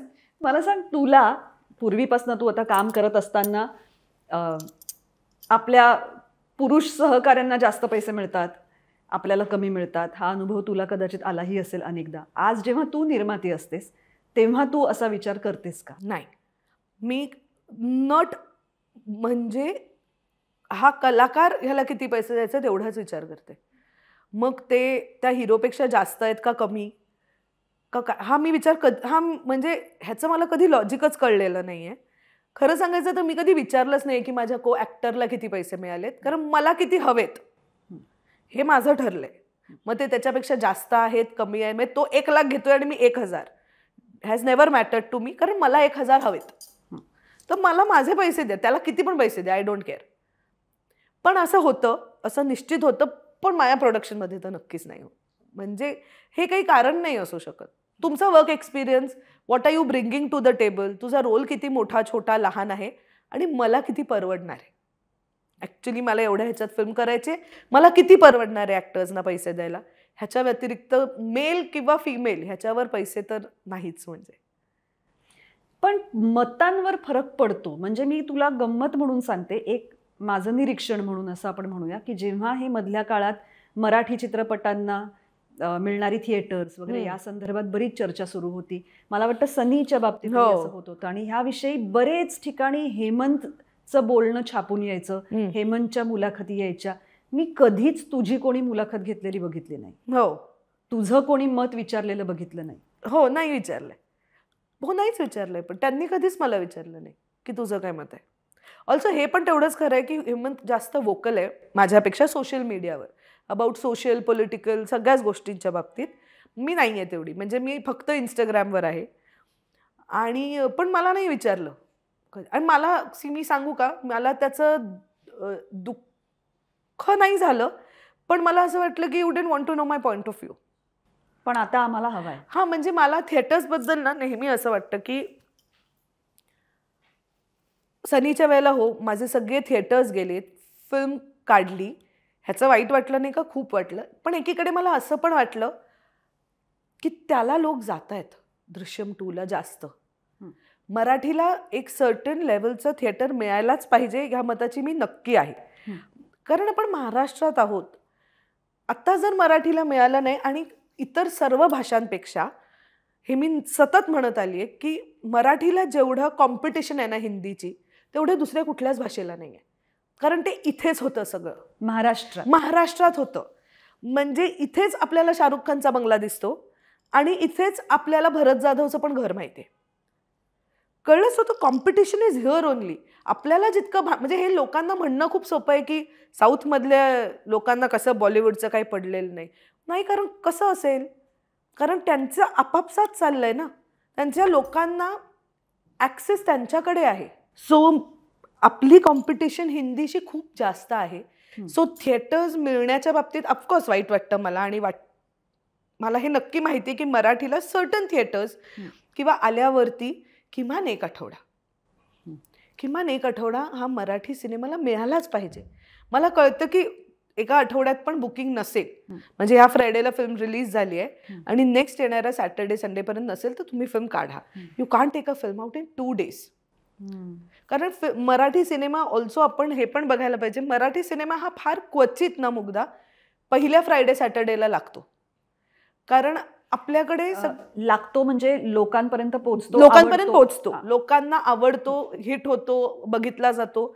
It's a gradual phase. मी बघते, मग मी तुला सांगते तू बघ, मग तू म्हणते अच्छा क्षितीने बघितलंय, जाऊ दे मी ट्यूजडेला जाते, आज नाही शक्य. मग तू असा सिनेमा आपला वाढतो मराठी.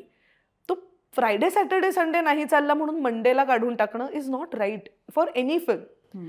कारण कुठलीच फिल्म ही आता आपण वाईट बनवूया म्हणून बनवत नाही. बरोबर. त्यांनी त्याच्यासाठी तेवढेच प्रयत्न केलेले असतात. आणि ह्या स्टेटमध्ये तर एक आठवडा तर मिळू दे सिनेमाला, किमान पुढचा शनिवार रविवार बघू तर दे. आणि नाही तर मग सिनेमा तुम्ही बदला आणि वॉटेवर हिंदीला द्या. पण मला काय म्हणायचं, अशी वेळ आमच्यात कधीतरी येऊ देत ना की तू आणि मी दोघीही मराठी सिनेमे घेऊन आलोय आणि आपलं असं म्हणणं आहे की मग हे शोज मला, हे शोज त्याला, असं द्या. Every time everybody is fighting with Hindi film किंवा इंग्लिश फिल्म रिलीज होणार आहे, स्पायडरमॅन होणार आहे, आता तुम्ही हे करू नका. म्हणजे मी कोणाकोणाशी भांडायचं आहे? स्पायडरमॅन येणार आहे म्हणून फिल्म होतीये का नाही हे प्रश्न बाहेर नाही पडत फार. त्यांना त्यांचे सिनेमे बघायचे असतात साऊथला, आपल्याला ते पण बघायचंय. आपल्याला साऊथमधनं येणारा सिनेमा पण मोठा करायचा आहे आणि आपल्याला त्याच्यात खूप ग्रेट वाटतं. I am sure the films are very good. की मी हल्ली मल्याळम सिनेमे बघतो, पण मराठी किती बघतो? तू बघून नाही आवडले म्हण. बरं, मला हेही कळतं की आपण मराठी सिनेमांचा क्लास वाढवायला पाहिजे, त्याचा स्तर वाढवायला, पण ते कसं होणार? तू मला सांग, मी आज एक सिनेमाला जर 5 कोटी, अजूनही एकतर काही हिंदीवाल्यांना स्पेशली वाटतं मराठी सिनेमे हे अजूनही 40 लाखात होतात. I don't know what life they are living in, where they are. 1 करोडमध्ये तर सहज होतो मराठी सिनेमा. होतो ना, होणारे होतातच, मग ते पडतात, मग त्यांना स्क्रीन्सच मिळत नाहीत, कारण तुम्ही सगळीकडे क्वालिटीवर कॉम्प्रोमाइज केलेलं आहे. सो हे म्हणणं खूप सोपं आहे आपल्या सगळ्यांनाच, ऑडियन्सना, आपल्याकडच्या लोकांना सुद्धा, पण त्याच्यामागे खूप मोठं मॅथ्स आहे, खूप मोठं, ज्याच्याकडे आपण बघत नाही. पण त्याची किमान सुरुवात म्हणून थिएटरला मराठी 1 आठवडा मराठीसाठी किमान एक, म्हणजे मल्टी स्क्रीन्स असतील तर 1 screen forever has to. That's all we are asking for and it is very very important, very important.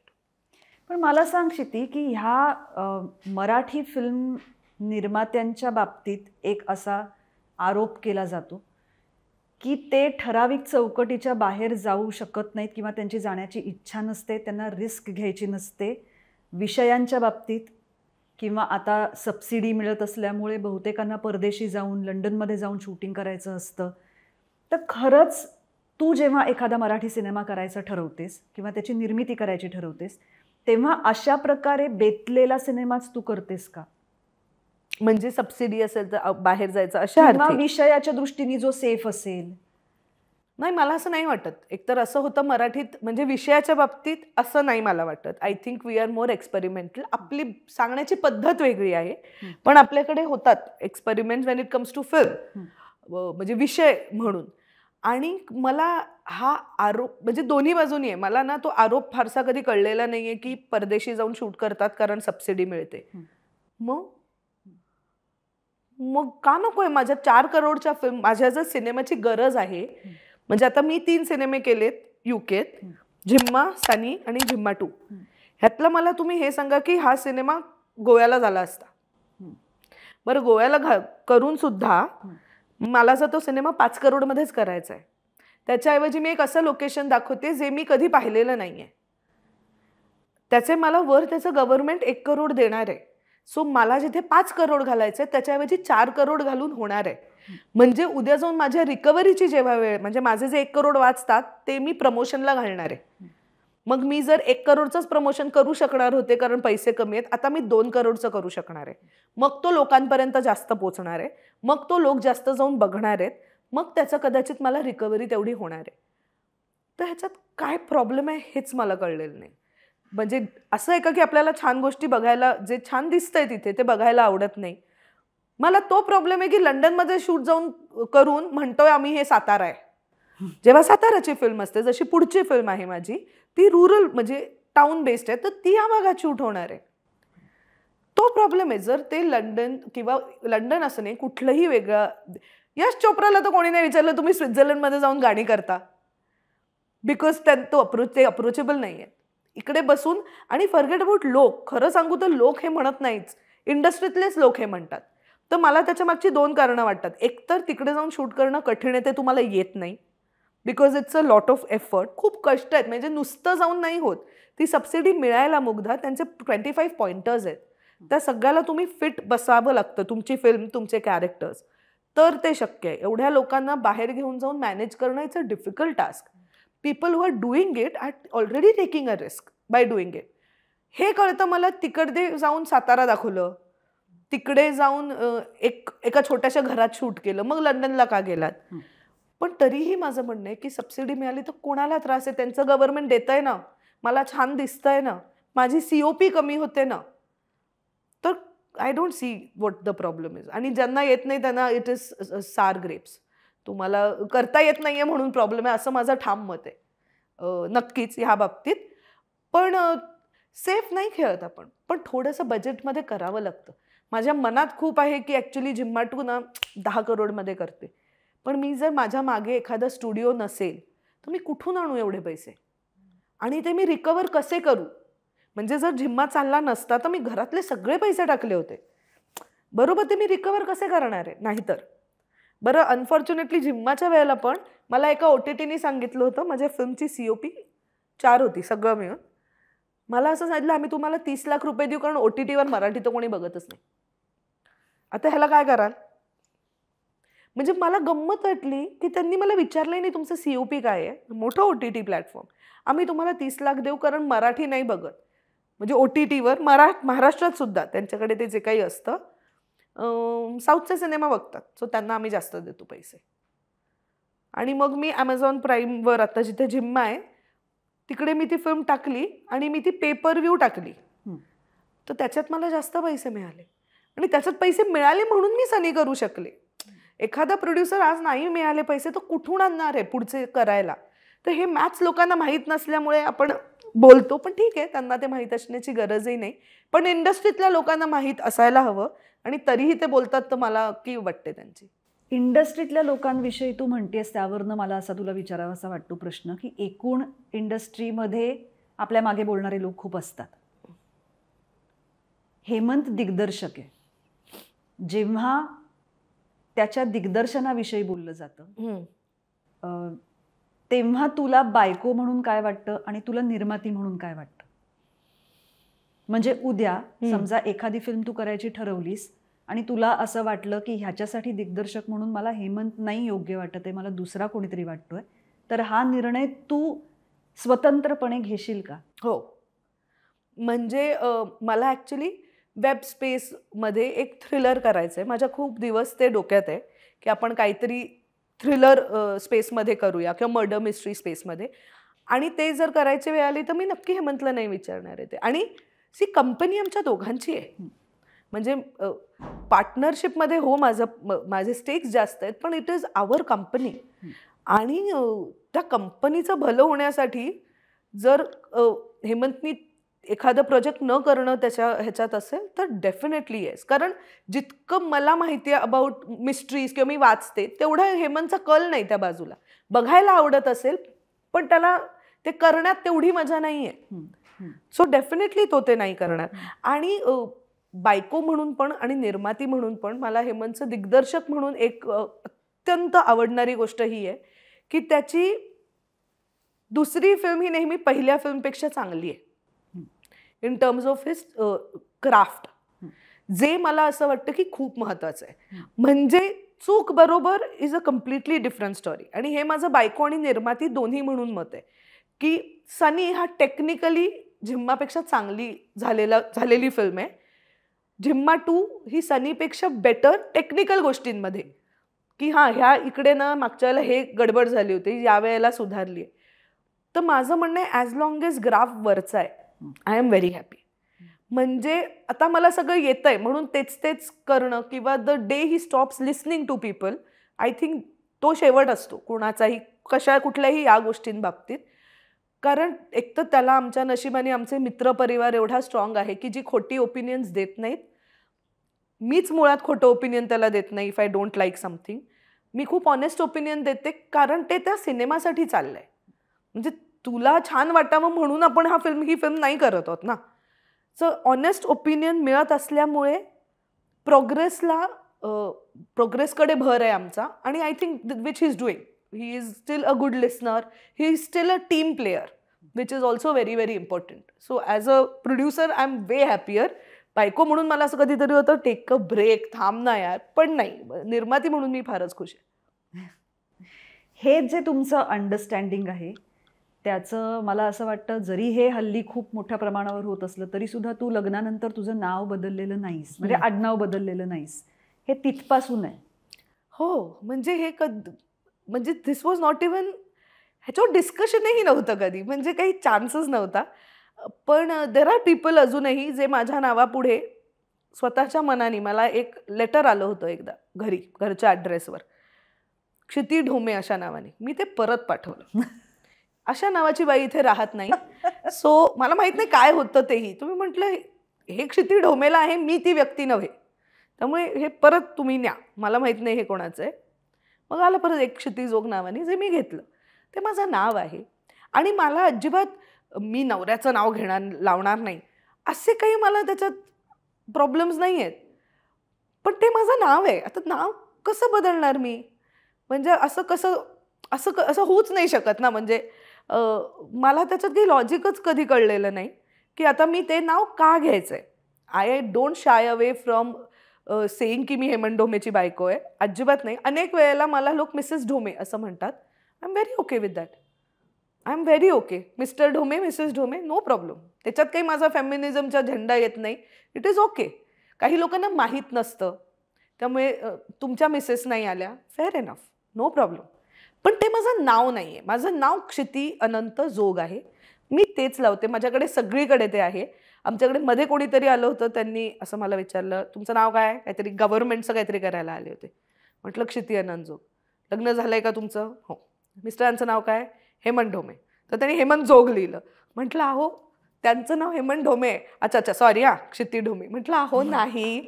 I had to actually sit him down and tell him माझं नाव क्षिती जोग आहे, माझ्या नवऱ्याचं नाव हेमंत ढोमे आहे, माझ्याकडे marriage certificate आहे आणि गव्हर्नमेंटने आपल्याला ही सोय दिली आहे. It is not compulsory, it is not compulsory by law. कधी कळतं आपल्याला की तुम्ही उद्या मी जर ठरवलं ना तर माझं नाव क्षिती रमेश लाईटवाला पण असू शकतं, कारण गव्हर्नमेंटनी ती सोय दिली आहे. तुम्ही एक ॲफिडेव्हिट बनवू शकता आणि तुम्ही तुमचं नाव बदलू शकता आणि ते तुमचं आयुष्यभराचं नाव असू शकतं. तर इकडे तर तुम्हाला काही बदलायचं पण नाही आहे, ते कंटिन्यू करायचं आहे. त्याच्यात मला असं वाटतं हा पर्सनल चॉईस आहे आणि तो असला पाहिजे प्रत्येकाचा. म्हणजे मी जेव्हा पहिल्यांदा अमेरिकेला गेले तेव्हा मला तिथे एअरपोर्टवरती 2 आयरिश तिकडच्या लोकांनी 1.5 तास मला ग्रिल केलं की तुम्ही म्हणता तुमचं आडनाव गोडबोले, मग तुम्हाला मुलगी पण आहे, मग तुम्ही मॅरिड पण आहात, पण बाकीच्यांची तर आडनावं वेगळी वेगळी दिसत आहेत. त्याच्यानंतर मी कंटाळून, कारण मला अनेक ठिकाणी ऑफिशियल ह्याच्यावरती हा प्रश्न विचारला जायचा, म्हणून मी माझं आडनाव बदललं, कारण मला त्या प्रोसेसचा कंटाळा. खरे आणि मला हे अगदीच मान्य आहे. आणि दुसरं मला हे इथे नक्की म्हणायचं आहे की हा आपली इंडियन मेंटॅलिटी कशी ऑर्थोडॉक्स आहे असं अजिबात नाही आहे. It is universal problem. Please understand. मला अत्यंत आनंद आहे की मी इंडियासारख्या देशात राहते जिथे अबॉर्शन लिगल आहे. तिथे बिचाऱ्या बायका भांडतायत अजूनही त्याच्यासाठी.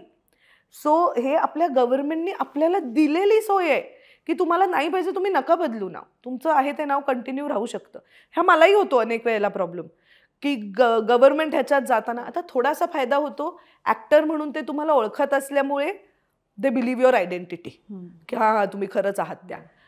पण नाहीतर सगळीकडे होतं. मला माझं इलेक्शनचं कार्ड आलं होतं ना, त्याच्यावर नाव आलं होतं क्षिती जोग, मॅरिड टू हेमंत जोग.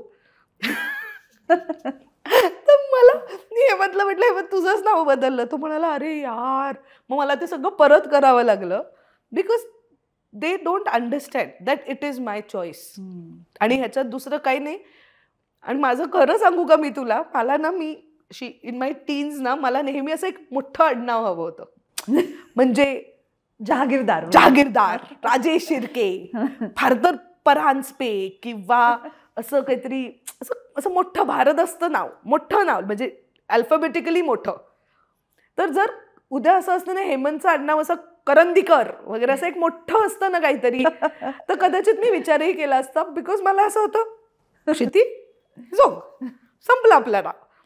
असं सही वगैरे करताना असं काही नाही होत, टुक टुक टुक झाली सही. एक हेमंतचं नाव आहे हेमंत ढोमे. म्हणजे मी एवढं एक कारण आहे, मी खरंच सांगते तुला, माझं आडनाव मोठं असतं तर मी कदाचित म्हटलं असतं हा. मग तुमच्या लग्नाच्या 25व्या वाढदिवसाला आपण हेमंतला असं सांगूया की क्षितीवरच्या प्रेमाखातर तू ॲफिडेव्हिट करून तुझं आडनाव बदल. हो कुठलं तरी. बरं तरी हेमंतचं खरं आडनाव हेमंत ढोमे पाटील आहे, पण आता ते बाकी सगळे पाटील लावत नाहीत. तर मी म्हटलं असं चॉईसवाला नको आहे मला आडनाव की तुम्ही पाटील लावत नाही. असं एक छान आडनाव पाहिजे मोठं. पण ते जरा लग्न करायच्या वेळेला मी हा विचार करायला पाहिजे होता आडनाव मोठंवाला. पण खरंच आहे म्हणजे तेवढं एकच आहे. मला माझं नाव आवडतं. मला my identity is Kshiti Jog. It will always be like that. मला सांग क्षिती, तू इतकी ओपिनियनेटेड आहेस, अदरवाईज तू ठाम असतेस, तू विचार करून निर्णय घेतेस, पण कुणीच व्यक्ती 24 तास अशी नसते. आणि बायकांना तर त्यांच्या हॉर्मोन्स प्रमाणे खूप गोष्टी आपल्या बदलत असतात. बरोबर. मग तू वल्नरेबल होतेस का, किंवा तू इन्सिक्युअर होतेस का? अशा वेळी तू काय करतेस? बाई म्हणून तू काय करते? इन्सिक्युअर मी कमी होते, पण वल्नरेबल खूप आहे मी, म्हणजे खूप जास्त. एक तर मला सगळ्यात माझी ना आवडती गोष्ट म्हणजे ना, मी खूप चिडले ना मुग्धा की माझ्या डोळ्यातनं पाणी येतं. आणि मग समोरचं म्हणतं अरे बापरे ही रडते. मग मला अजून राग येतो, कारण मला असं होतं की मी रडत नाही आहे. I am so angry that मला असं वाटतं माय बॉडी कॅनॉट कंटेन दॅट अँगर. आणि एक तर मी शॉर्ट टेम्पर्ड पण आहे. आता खूप खूप बरी आहे परिस्थिती, पण पूर्वी खूप जास्त होतं. पण I don't shy away from feeling bad or sad किंवा माय मूड स्विंग्स. माझ्या पिरियड्सच्या आधी तर डेफिनेटली खूप जास्त होतात. मला खूप PMSचा त्रास होतो. सो आणि माझ्या डोळ्यात पटकन पाणी येण्याचं कारण काहीतरी दुःख असं नाही. जनरली आय एम ओव्हरवेल्म्ड बाय हिने आत्ता हे किती छान केलं, हे खूप वेळेला होतं. पण लकीली हेमंत त्या बाबतीत म्हणजे my partner is really really understanding of that. किंवा माझा मित्रपरिवार is really understanding of that. किंवा म्हणजे तेव्हा मध्ये एक पॅच होता, मी खूप लो होते आणि काही वाईट घडत नव्हतं माझ्या आजूबाजूला, पण आय वॉज जनरली लो. किंवा मला कोणाला भेटायचं नव्हतं, तर मी फक्त एक मेसेज करून सांगितलं की मला असं होतंय आणि माझा काही प्रॉब्लेम नाही आहे, पण I will get back, give me my space, मी करीन कनेक्ट. तेव्हा माझ्या 2 मैत्रिणी होत्या, त्यांनी मला फक्त 1 दिवसाआड मेसेज करायचं, बरी आहेस? हो, संपलं कॉन्व्हर्सेशन. आणि मग मी जेव्हा I rebound and I came back आणि मी नॉर्मल कॉन्व्हर्सेशन सुरू केलं, तेव्हा त्यांनीही नॉर्मल कॉन्व्हर्सेशन सुरू केलं. Nobody went back and asked me, आता तू बरी आहेस? Nobody did that. सो ते माझ्या बाबतीत खूप होतं. I am very vulnerable. मला पटकन वाईट वाटतं. मी अनेकदा चिडल्यावर वाटेल ते बोलू शकते मुग्धा, म्हणजे वाटेल ते. And it is very bad. It is really reduced. आणि कदाचित ते हेमंतचं काम असणं हे माझ्यावर थोडं ब्रश ऑफ होतं आहे, पण मी काहीही बोलू शकते. आणि मग कधी कधी मला असं ह्याचं वाईट वाटतं की माझा राग माझ्यावर त्या बोलण्यामुळे माझा मुद्दा अर्धवट राहिला. सी नाव आता मी तुझ्यावर चिडले तर तू मी काय बोलले ह्याच्यावर अडकतेस आणि ॲक्च्युली मला राग कशावर आलाय ते मिस आउट होतं. सो ते हल्ली मला कळायला लागलंय. पण माझे एक्स्ट्रीम्स असतात. म्हणजे I am a very very extreme person by nature. खूप प्रेम नाही तर खूप राग, मधलं काही नाही. पण ह्या इंडस्ट्रीचा स्वभाव आहे इन्सिक्युअर असणं हा, आणि त्यामुळे भयंकर बिचिंग, भयंकर पाठीमागे बोलणं हे खूप असतं. ते सगळीकडेच असतं ग. मला असं वाटतं की ते सगळीकडेच असतं. पाठीमागे बोलणं हे आपल्या फक्त काय आहे, लोकांनी सुद्धा आपली इंडस्ट्री बदनाम केली आहे की हे सगळे एकमेकांच्या मागे बिच करतात. सगळे करतात, कॉर्पोरेट लाईफमध्ये पण सगळे करतात, सगळीकडे करतात. दिस इज ह्युमन नेचर. इन्सिक्युरिटी तू म्हणशील तर तशी नाही आहे मला. कामाची मला कधीच तसं मला कधीच नाही होत की हिला हे मिळालं, किंवा if I am talking bad about somebody, it is behind their back, is generally because मला असं वाटतं की that person will not understand if I tell him on his face. पाठीमागे बोलणं चूक आहे, बरोबर आहे का अजिबात नाही, पण मला असं होतं आय नीड टू व्हॉइस दिस. पण मी हे त्याला नाही सांगू शकत, त्याला नाही कळणार. पण मला हे माहिती आहे की उद्या तू येऊन मला सांगितलंस की मला हे तुझं काम नाही आवडलं, तर मला त्याचं वाईट नाही वाटत. मला असं होतं की ओ मग काय नाही आवडलं, मग तुझे काही 4 मुद्दे सांगितले की हे चुकलं, हे चुकलं, आणि ते मला पटलं, तर मला असं होतं की हां जरा आपण इथे माती खाल्ली. म्हणजे अमेय वाघ हा माझा असा एक मित्र आहे ज्याला माझी फिल्म बघून किंवा माझं काम बघून काय वाटतं ह्याच्याकडे माझं फार लक्ष असतं. कारण अमेय मला फार हे वाईट होतं, हे चांगलं नाही झालं, हे इतकं क्लिअरली सांगतो की मला असं वाटतं की हां दे somebody who is coming up to me and telling me the truth. Hemant सांगतोच, पण still he is a partner. असा एखादा मित्र मला, I am very open for criticism as a person, very very open, because मी अनवॉन्टेड अनेक वेळेला देते पण. So I am very open for that.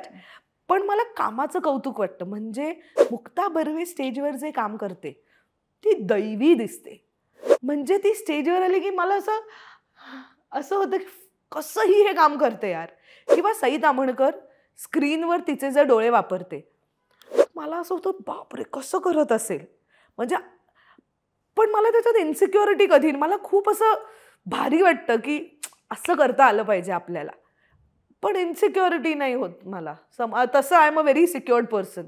आणि माझा विश्व छोटा आहे ना, म्हणजे तसं ठराविक 4 मित्र आहेत, नवरा, आई बाबा, असं एक बेसिक आहे, त्याच्यात मी खुश असते. आणि Vyanku he takes away everything. So Vyanku हे तुझं बाळ आहे? व्यंकू हे माझं बाळ आहे. हा आता एक 6 वर्षाचा शिज्जू डॉग आहे आमच्याकडे.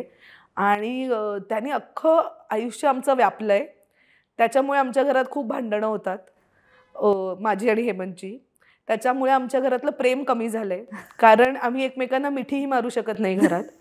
कारण मिठी मारली की तू भुंकतो, त्यामुळे आम्ही एकमेकांशी लांबून बोलतो.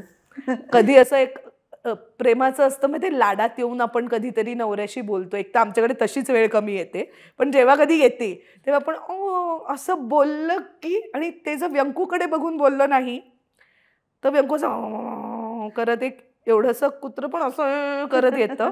त्यामुळे आम्ही आय लव्ह यू, माझंही तुझ्यावर खूप प्रेम आहे, काय कसं काय, मग आज एवढी आठवण आली मला तुझी, असं बोलतो. आणि लोकांना खोटं वाटतं, खरंच मुग्धा. त्यामुळे असं होतं की प्रेम करायची चोरी, भांडण करायची चोरी. पण आता ते त्याच्या आता आजच मी असं घरी सांगून आले की आमचा एक डबल बेड आहे, लो बेड आहे, त्याच्यावर व्यंकू एवढी जागा घेतो हे मंचाजवळ झोपताना की मी आज चिडून असं म्हणाले उद्यापासून मी माझी गादी खाली घालणार, मला इथे झोपायचंच नाही, मला जागाच मिळत नाही. सो हळूहळू आता माझी गादीही खाली येणार आहे.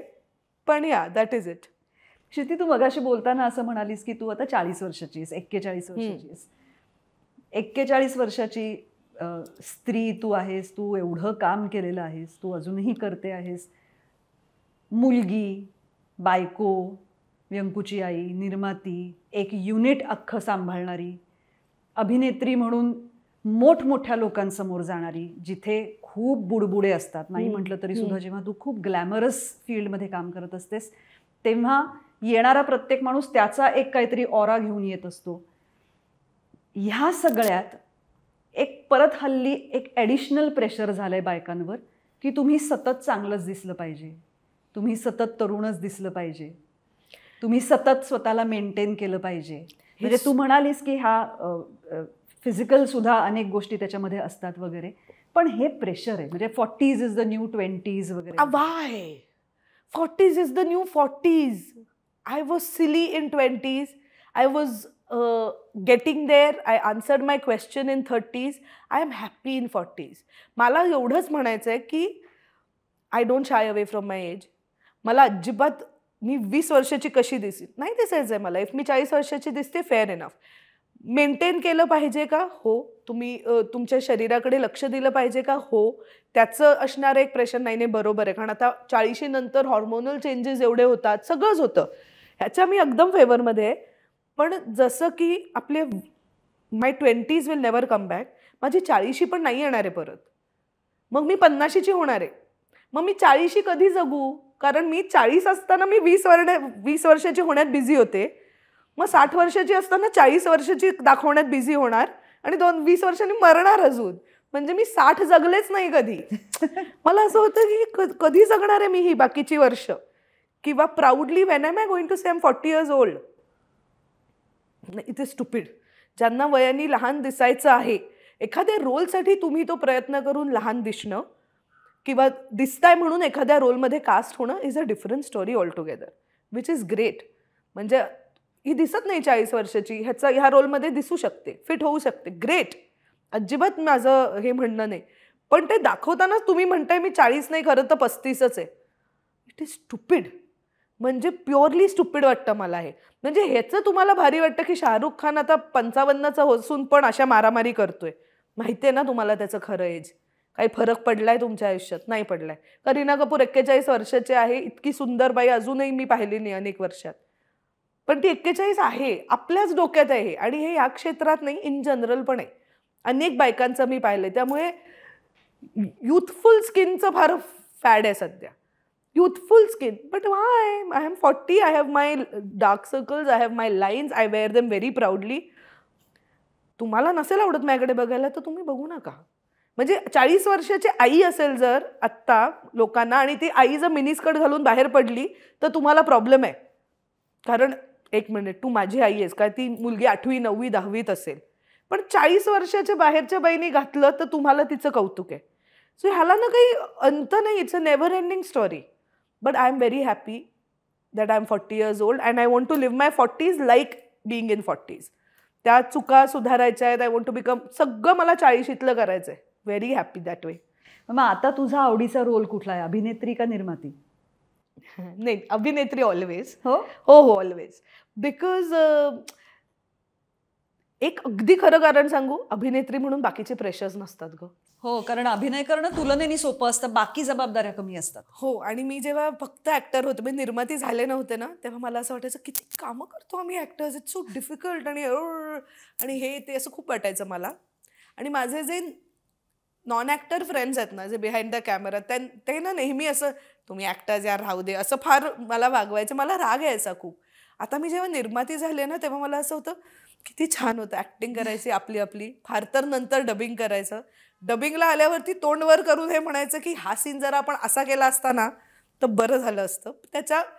हे ऍक्टर म्हणून बोलायला सगळं इतकं सोपं आहे ना, निर्माती म्हणून त्याचा सगळ्याचा जो विचार आहे, प्रत्येक गोष्टीत दिसणारा खर्च आहे, ते सगळं त्या क्लासचंही दिसायला पाहिजे, हे खूप आहे.